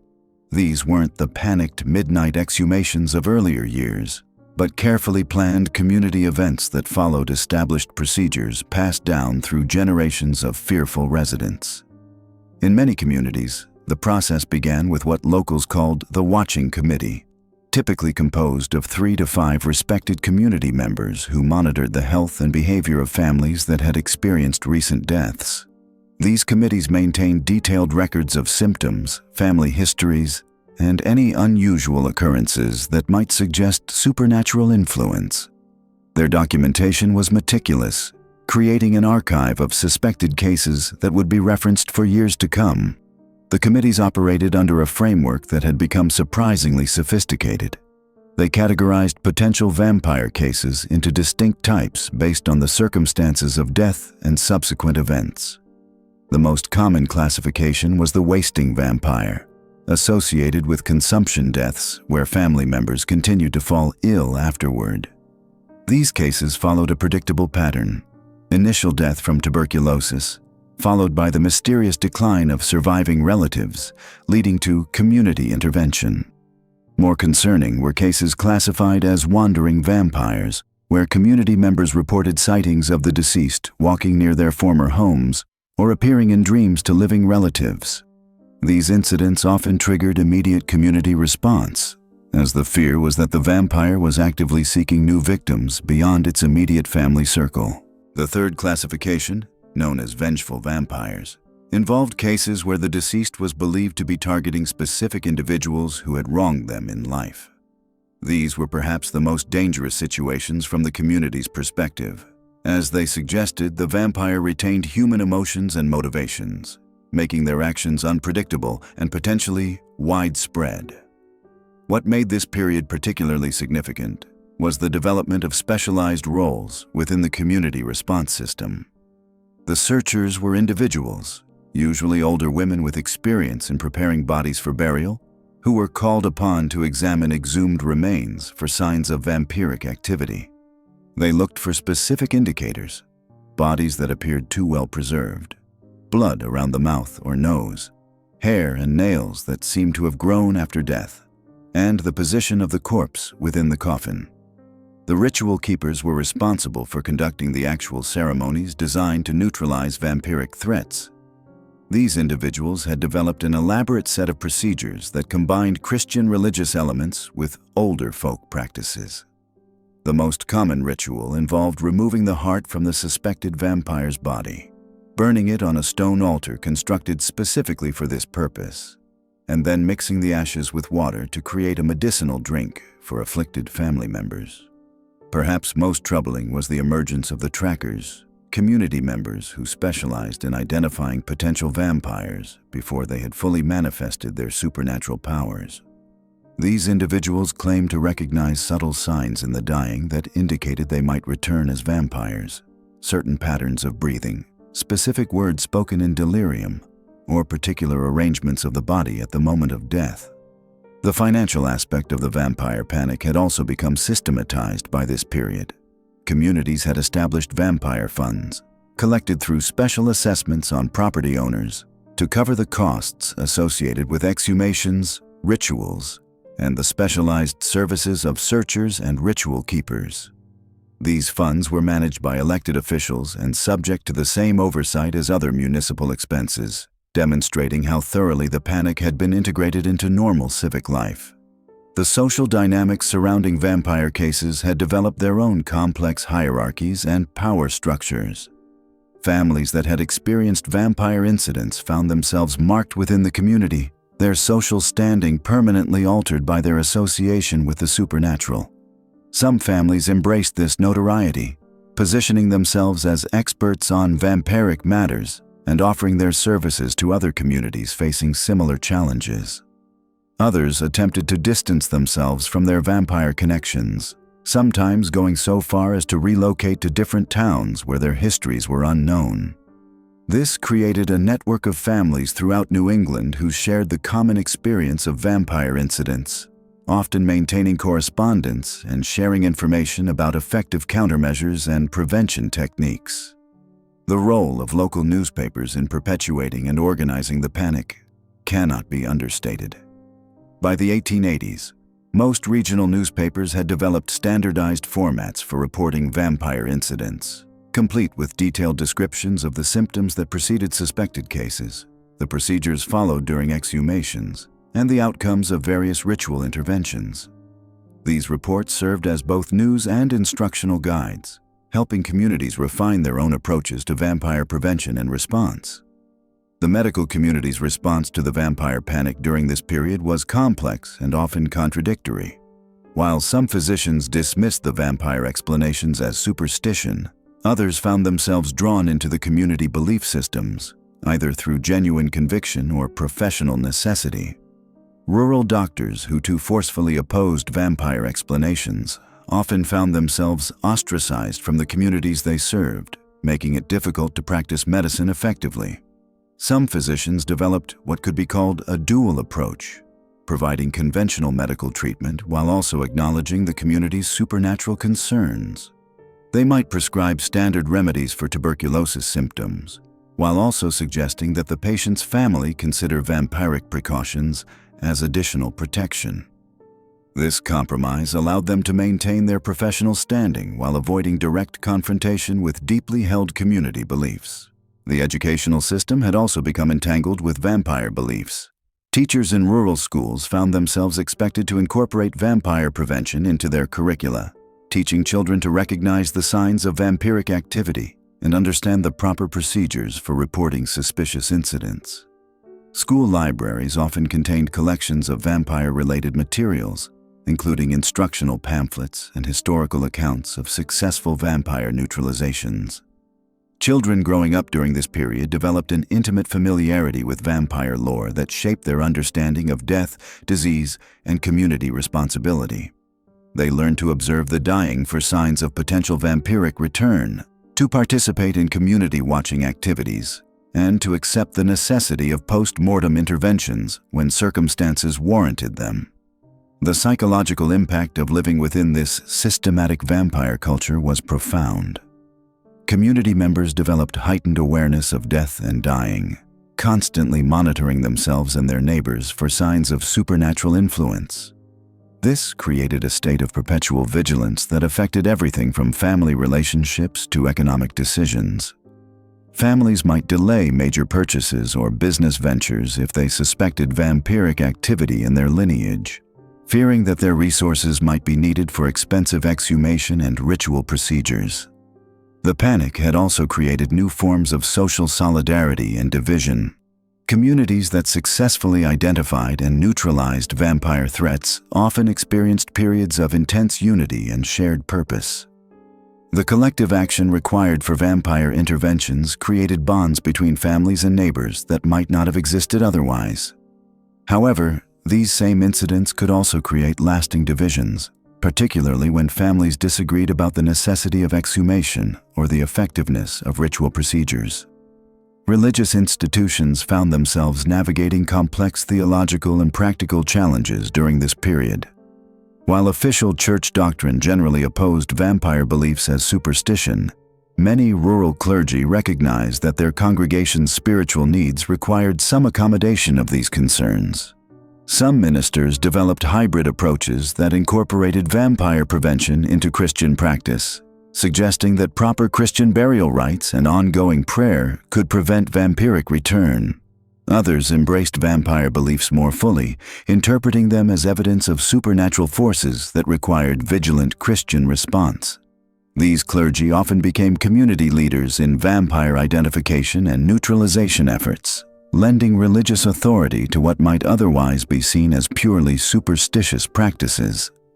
The economic implications of the systematized vampire panic extended far beyond the immediate costs of exhumations and rituals. Communities with reputations for vampire activity often experienced difficulties attracting new residents or businesses, as the association with supernatural threats made them less desirable locations for settlement. This created economic pressures that sometimes influenced community decisions about whether to publicly acknowledge vampire incidents or attempt to handle them discreetly. Conversely, some communities discovered that their vampire expertise could be economically advantageous. They might offer consulting services to other towns facing similar challenges or attract visitors interested in observing vampire-related procedures. This created a peculiar form of supernatural tourism that brought outside money into rural communities while simultaneously reinforcing the cultural significance of vampire beliefs. The technological changes of the late 19th century also influenced how vampire beliefs evolved and spread. Improved transportation networks, particularly the expansion of railroad lines, made it easier for vampire experts to travel between communities and for news of vampire incidents to spread rapidly across the region. The telegraph system allowed for near-instantaneous communication about vampire sightings or successful neutralization procedures, creating a real-time network of vampire-related information that spanned multiple states. Photography, still a relatively new technology, began to play a role in vampire documentation. Some communities commissioned photographs of exhumed bodies as evidence of vampiric activity, creating a visual record that could be shared with other towns facing similar challenges. These photographs, often disturbing in their clinical documentation of decomposition and ritual intervention, became important tools for validating vampire beliefs and demonstrating the effectiveness of community response procedures. The vampire panic of the 1880s represented the culmination of nearly a century of evolving supernatural beliefs and community responses. What had begun as isolated incidents of family desperation had transformed into a comprehensive cultural system that affected virtually every aspect of rural New England life. This systematization made the vampire beliefs remarkably resilient, as they were no longer dependent on individual conviction but were embedded in community institutions, economic systems, and social structures that had their own momentum and logic. The sophistication of the vampire response system also made it more difficult for skeptics to challenge effectively. The elaborate procedures, detailed documentation, and specialized expertise created an appearance of scientific rigor that could be difficult to dismiss as mere superstition. The transformation from secret to spectacle marked the beginning of the end for vampire practices in New England. Yet the very process of exposure would reveal just how deeply these beliefs had become woven into the fabric of rural life. As newspapers began reporting on cases like Mercy Brown's exhumation in 1892, what had once been whispered about in private parlors and church meetings suddenly found itself thrust into the harsh light of public scrutiny.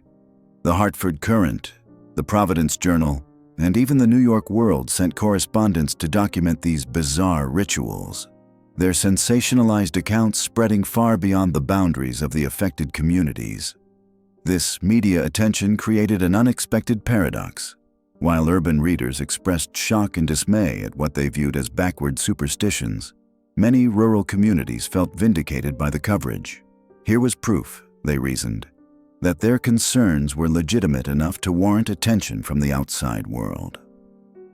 The late 19th century brought unprecedented changes to New England society that would ultimately undermine the foundations upon which vampire beliefs rested. The expansion of railroad networks connected previously isolated communities to larger towns and cities, introducing new ideas and perspectives that challenged traditional ways of thinking. Young people who might once have remained on family farms throughout their lives now traveled to work in textile mills or attend newly established public schools, returning home with different attitudes toward folk practices and medical science. Dr. Harold Metcalf, who served several communities in rural Vermont during the 1880s and 1890s, documented this cultural shift in his memoirs published in 1902. "I witnessed the gradual transformation of communities that had once been unified in their beliefs about consumption and the walking dead," he wrote. Families became divided between those who clung to traditional explanations and those who embraced new scientific understanding. The establishment of better medical infrastructure played a crucial role in this transformation. The opening of new hospitals in Brattleboro, Vermont in 1887 and in several Rhode Island towns during the 1890s meant that tuberculosis patients could receive more consistent care, even if effective treatment remained elusive. More importantly, these institutions provided alternative explanations for the disease's progression and spread. When doctors could point to specific symptoms, stages of illness, and patterns of contagion, the supernatural explanations that had once seemed necessary began to lose their persuasive power. Religious leaders found themselves in an increasingly difficult position as vampire beliefs came under attack from both medical authorities and urban critics. Many ministers who had previously remained silent about or even tacitly endorsed protective rituals now faced pressure to take clear stands. The Congregational Church, dominant throughout much of New England, issued statements in the 1890s discouraging participation in folk practices while simultaneously trying to maintain pastoral relationships with parishioners who still believed in them. Reverend Samuel Hartwell of the First Congregational Church in Woodstock, Vermont, captured this dilemma in a sermon delivered in 1894 that was later reprinted in several regional newspapers. "We must distinguish between faith and superstition," he declared, "between trust in divine providence and reliance upon pagan rituals." This careful balancing act reflected the broader challenge facing religious institutions as they navigated between traditional community values and evolving social expectations. The economic changes transforming New England also contributed to the decline of vampire practices. The region's agricultural economy, which had supported relatively isolated rural communities for generations, was increasingly unable to compete with farming in the expanding Western territories. Young people left for opportunities in growing industrial centers, leaving behind aging populations less likely to maintain traditional practices. Many of the families most associated with vampire beliefs found themselves scattered across different states, breaking the continuity of local knowledge and custom that had sustained these practices. Educational reforms introduced during this period had profound effects on how communities understood disease and death. The establishment of mandatory public schooling in Vermont in 1864 and similar legislation in other New England states meant that children were exposed to basic scientific principles and rational thinking methods that their parents had never encountered. Teachers trained in normal schools brought standardized curricula that included elementary lessons about disease transmission, human anatomy, and logical reasoning. Mary Elizabeth Thayer, who taught in rural Connecticut schools during the 1880s, later recalled the challenges of addressing vampire beliefs among her students' families. Children would come to school with stories of family discussions about protecting relatives from consumption's supernatural effects, she wrote in her 1923 memoir. The role of women in perpetuating or challenging vampire beliefs deserves particular attention. While men often took leading roles in actual exhumations and public discussions of protective measures, women typically served as the keepers of family medical knowledge and decision-makers about folk remedies. As educational opportunities for women expanded in the late 19th century, many found themselves questioning practices they had once accepted without hesitation. Sarah Collins Fernald, who grew up in a family that had participated in vampire rituals during the 1870s, became one of the first trained nurses in rural Maine. Her 1905 account of returning to her hometown provides insight into how professional medical training affected attitudes toward traditional beliefs. I found myself in the peculiar position of caring for patients whose families still whispered about vampire influence, while I administered treatments based on modern nursing principles, she wrote. The documentation of vampire cases became increasingly systematic as the practices drew outside attention. Folklorists and anthropologists began collecting accounts of rituals and beliefs, creating the first scholarly records of what had previously been purely oral traditions. George Lyman Kittredge of Harvard University conducted extensive interviews with New England residents during the 1890s, creating an archive that preserved details about vampire practices, even as the practices themselves were disappearing. These academic investigations revealed the sophisticated nature of the belief systems that had developed around vampire fears. Rather than simple superstitions, the practices represented complex cultural responses to medical crises that incorporated elements of folk medicine, religious doctrine, community solidarity, and practical problem-solving. The rituals had their own internal logic, consistent procedures, and recognized authorities, making them genuine cultural institutions rather than mere panic responses. The decline of vampire beliefs accelerated as the 20th century began, but the process was neither uniform nor complete. Some communities abandoned the practices entirely by 1900, while others continued modified versions well into the 1910s. The availability of new medical treatments, including early attempts at tuberculosis therapy, provided alternatives to supernatural interventions that many families found more appealing than traditional methods. World War I marked a significant turning point in the final dissolution of vampire practices. The war's massive scale and mechanized nature introduced New Englanders to different concepts of death and suffering that made traditional folk beliefs seem inadequate or irrelevant. Young men who had witnessed industrial warfare returned home with experiences that dwarfed local concerns about supernatural threats. The influenza pandemic of 1918-1919 presented communities with disease challenges that demanded medical rather than ritual responses, further cementing the authority of scientific approaches to illness. The last documented case of vampire-related exhumation in New England occurred in 1928 in a remote area of Vermont, involving an elderly farmer who had learned the practices from his grandfather. Local authorities intervened to prevent the ritual, and the incident received only brief mention in regional newspapers, suggesting how thoroughly attitudes had changed since the sensationalized coverage of the 1890s. By 1930, vampire beliefs had largely retreated to the realm of folklore and family stories. Grandparents might still tell tales of the practices they had witnessed in their youth, but these accounts were increasingly presented as examples of primitive thinking that had been overcome by modern knowledge. The communities that had once been united in their fear of walking dead found themselves united instead in their embarrassment about having believed such things. The transformation of vampire practices from accepted community response to historical curiosity reflects broader changes in American society during the late 19th and early 20th centuries. The shift from rural to urban living, from religious to scientific authority, from local to national culture, and from traditional to modern values, all contributed to the decline of beliefs that had once seemed essential for community survival.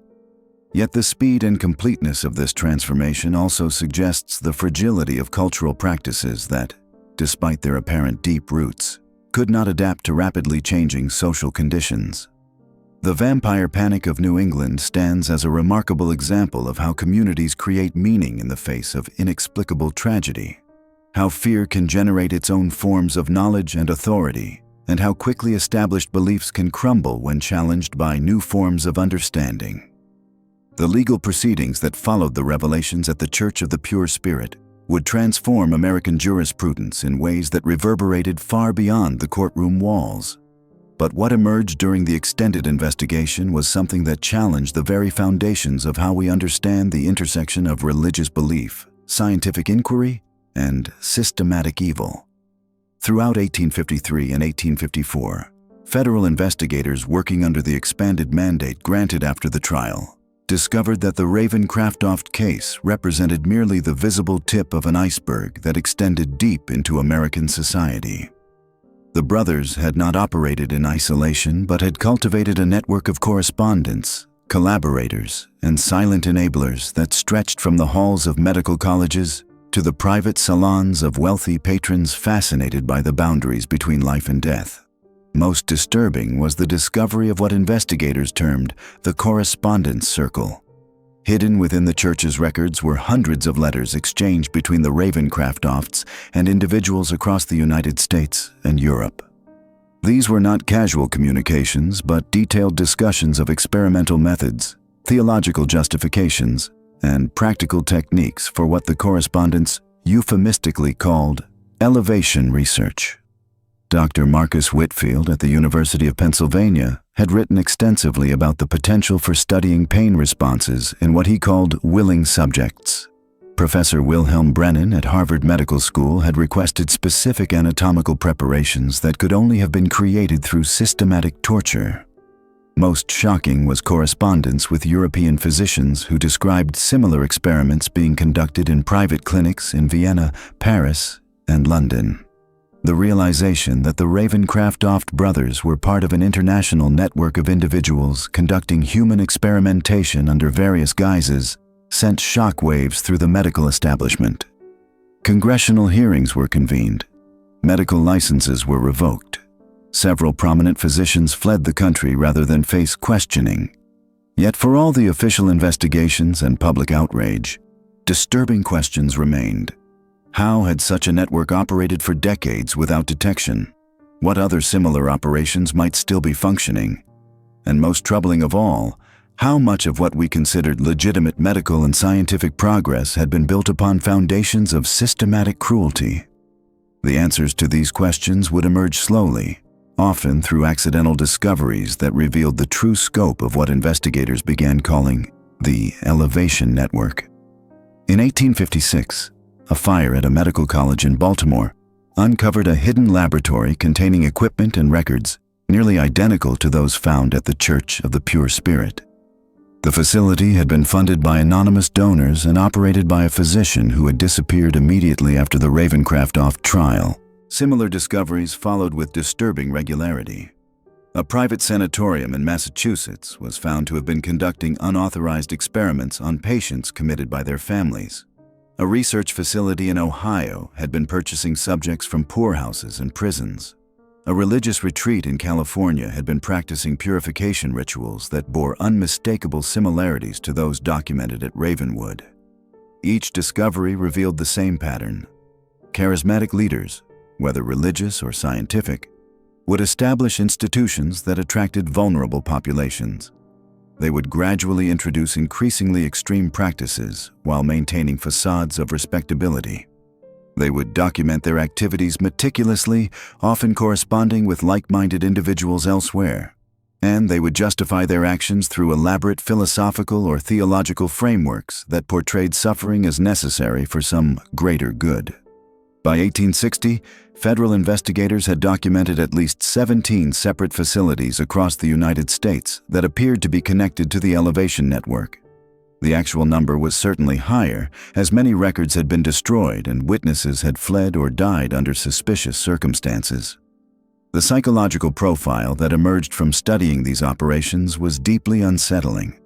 The individuals involved were not madmen in the conventional sense, but highly intelligent, articulate people who had convinced themselves that their actions served noble purposes.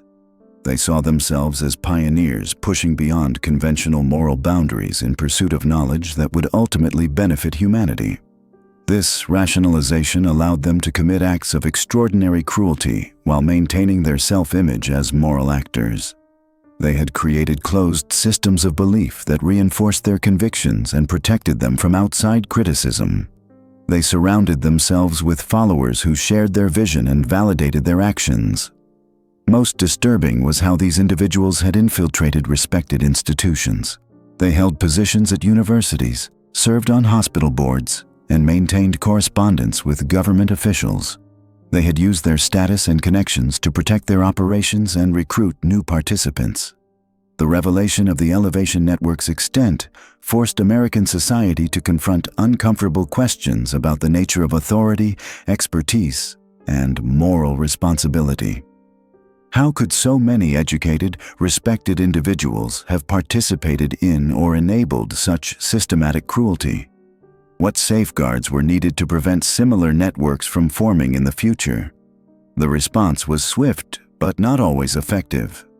New regulations were implemented governing medical research and education. Oversight committees were established to monitor institutional practices. Legal protections were strengthened for vulnerable populations. Yet the deeper cultural and psychological factors that had enabled the Elevation Network to flourish proved more resistant to change. The American faith in progress, expertise, and institutional authority that had allowed the Ravenscraft and their associates to operate with impunity remained largely intact. The network's influence extended far beyond its direct participants. Ideas and methods developed through the Elevation research appeared in legitimate scientific publications, often without acknowledgement of their origins. Techniques pioneered in the underground laboratories were adopted by mainstream medical practice. Philosophical justifications crafted to rationalize systematic cruelty influenced broader discussions about the ethics of scientific inquiry. Perhaps most troubling was the discovery that the network had not died with the exposure of its major operations. Throughout the 1860s and beyond, investigators continued to uncover evidence of smaller, more carefully hidden facilities that appeared to be carrying on the work begun at places like the Church of the Pure Spirit. These later operations were more sophisticated, having learned from the mistakes that led to their predecessors' exposure. They maintained lower profiles, selected victims more carefully, and developed better methods for disposing of evidence. They also adapted their recruitment and indoctrination techniques, becoming more skilled at identifying and exploiting the psychological vulnerabilities that made individuals susceptible to their influence. The true legacy of the Elevation Network was not just the hundreds of documented victims or even the unknown numbers who suffered in facilities that were never discovered. It was the demonstration of how systematic evil could flourish within respected institutions, protected by the very social structures designed to prevent such abuses. The network had shown how charismatic individuals could exploit the human desire for meaning, purpose, and transcendence to create systems of extraordinary cruelty. It had revealed how the pursuit of knowledge, when divorced from moral constraints, could justify virtually any action. And it had demonstrated how institutions designed to serve human welfare could be corrupted to serve the interests of those who viewed other human beings as expendable resources for their experiments. As the 19th century drew to a close, the full scope of the Elevation Network remained unknown.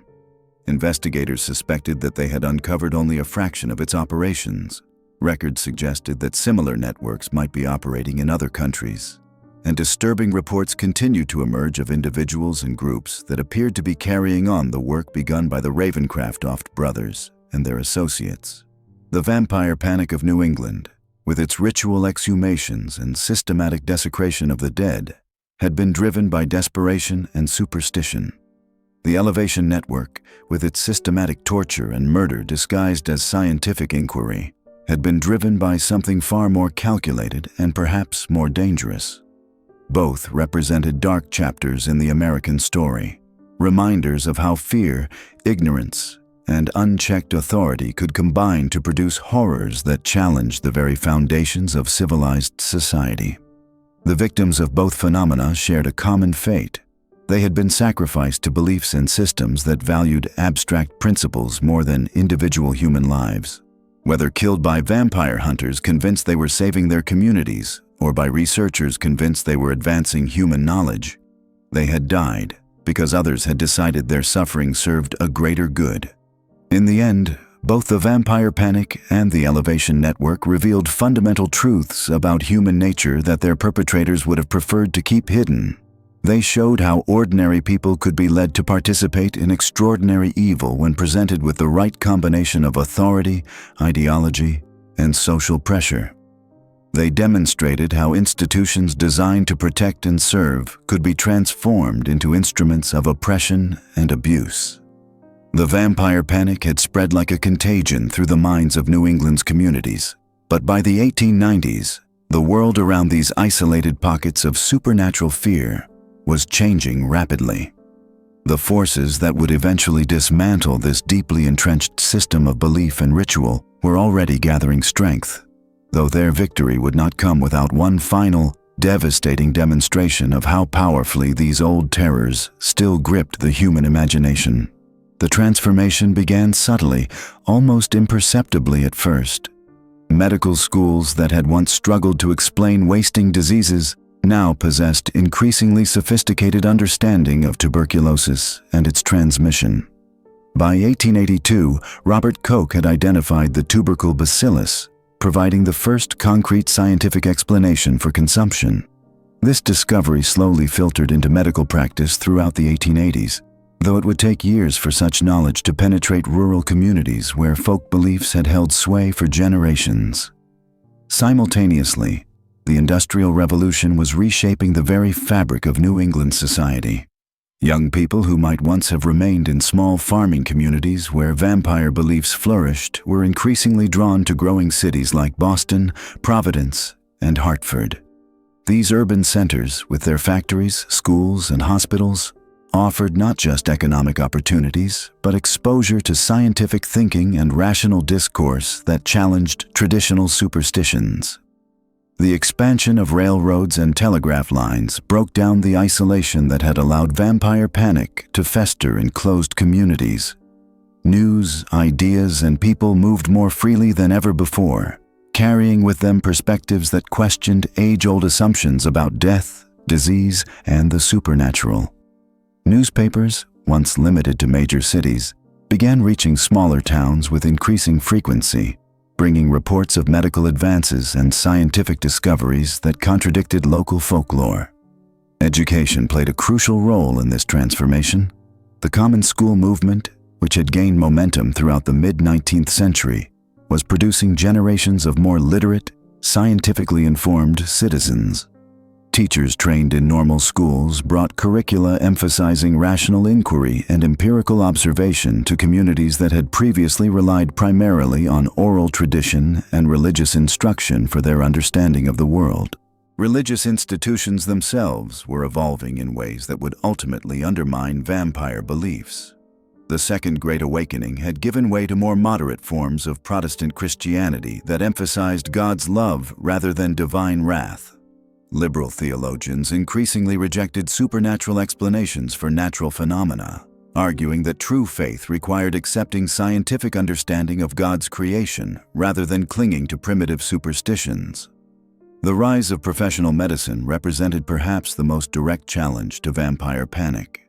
Physicians trained in increasingly rigorous medical schools were establishing practices in smaller communities, bringing with them diagnostic tools and treatment methods that offered rational alternatives to supernatural explanations for illness.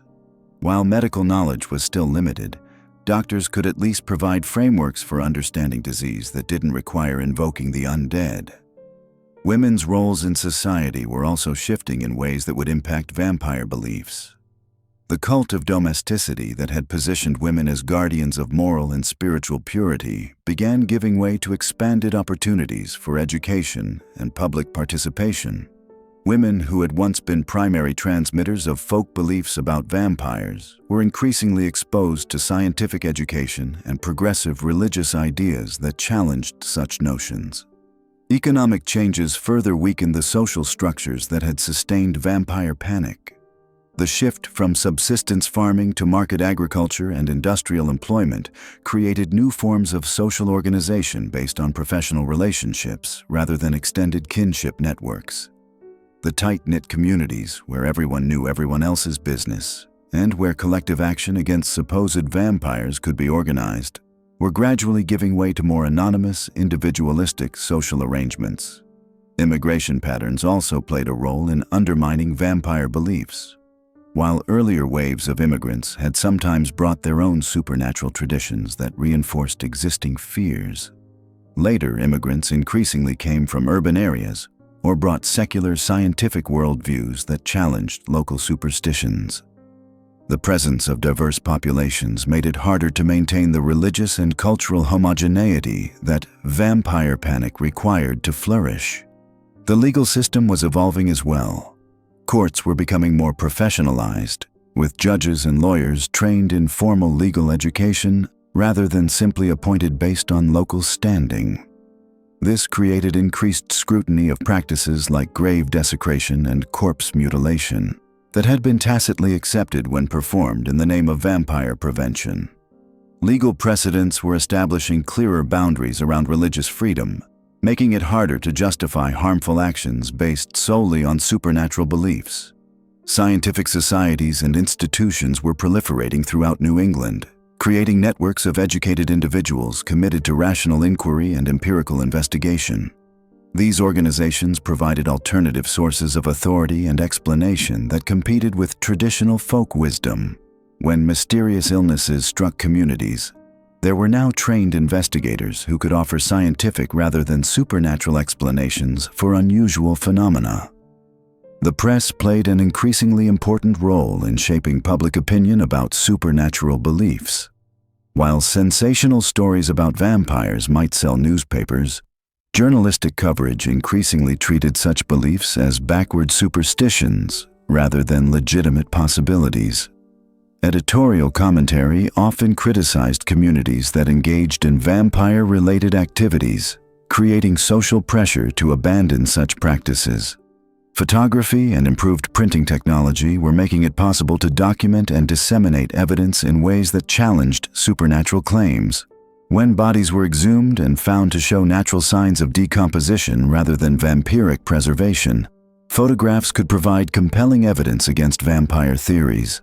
Scientific illustrations of disease processes helped educate the public about natural explanations for symptoms previously attributed to supernatural causes.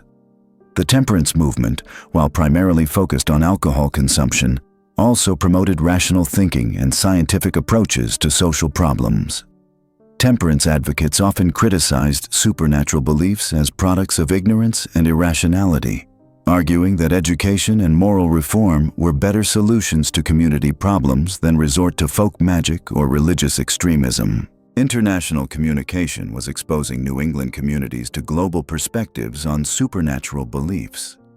Reports from Europe, where similar vampire panics had occurred centuries earlier, provided historical context that helped frame local beliefs as outdated superstitions rather than legitimate responses to mysterious phenomena. Scholarly studies of folklore and anthropology were beginning to analyze supernatural beliefs as cultural phenomena rather than potential realities. The growth of life insurance and formal financial institutions was changing how communities dealt with death and its economic consequences. Rather than seeking supernatural explanations and remedies for premature death, families increasingly had practical, rational ways to protect themselves against economic disaster. This reduced the emotional desperation that had often driven resort to vampire-related rituals. Medical specialization was creating experts who could speak with authority about specific diseases and their treatments. When tuberculosis struck a community, there might now be physicians who specialized in pulmonary diseases and could provide detailed, scientific explanations for the symptoms and progression that had previously seemed mysterious and threatening. Public health measures were becoming more sophisticated and effective. Quarantine procedures, sanitation improvements, and disease prevention programs offered concrete ways to address epidemic diseases without resorting to supernatural interventions. Communities that had once felt helpless against mysterious illnesses now had practical tools for protection and treatment. The rise of professional journalism was creating more careful, fact-based reporting about unusual events. While newspapers might still report on vampire-related activities, they increasingly included skeptical commentary and scientific explanations alongside sensational accounts. This helped educate readers about rational alternatives to supernatural explanations. Academic institutions were producing scholarly research that challenged supernatural beliefs through historical, anthropological, and scientific analysis. University-trained intellectuals were increasingly present in smaller communities as teachers, ministers, and professionals, bringing with them evidence-based approaches to understanding unusual phenomena. Yet despite all these forces of modernization and rationalization, the vampire panic of New England would reach its most notorious climax in the 1890s with the case of Mercy Brown. This final, spectacular demonstration of how deeply vampire beliefs had penetrated New England culture would serve as both the culmination and the beginning of the end for this dark chapter in American history. The persistence of vampire beliefs in the face of mounting scientific and social change revealed just how powerfully these fears had embedded themselves in the collective consciousness of rural New England. It would take not just intellectual arguments, but visceral confrontation with the consequences of such beliefs to finally break their hold on communities that had lived with them for over a century. The stage was set for a final confrontation between the old world of supernatural fear and the new world of scientific rationality. The vampire panic of New England stands as one of America's most chilling examples of how fear and superstition can consume rational thought, leaving communities to battle monsters that existed only in their terrified minds. From the tragic case of Mercy Brown to the countless graves disturbed by desperate families, this dark chapter reminds us that sometimes the most dangerous demons are the ones we create ourselves. As we close this haunting tale, we're left to wonder, in our modern world of instant information and scientific advancement, what new fears might we be manufacturing in the shadows of our collective consciousness? And will future generations look back at our panics with the same mixture of horror and understanding that we now reserve for those who once believed the dead walked among them?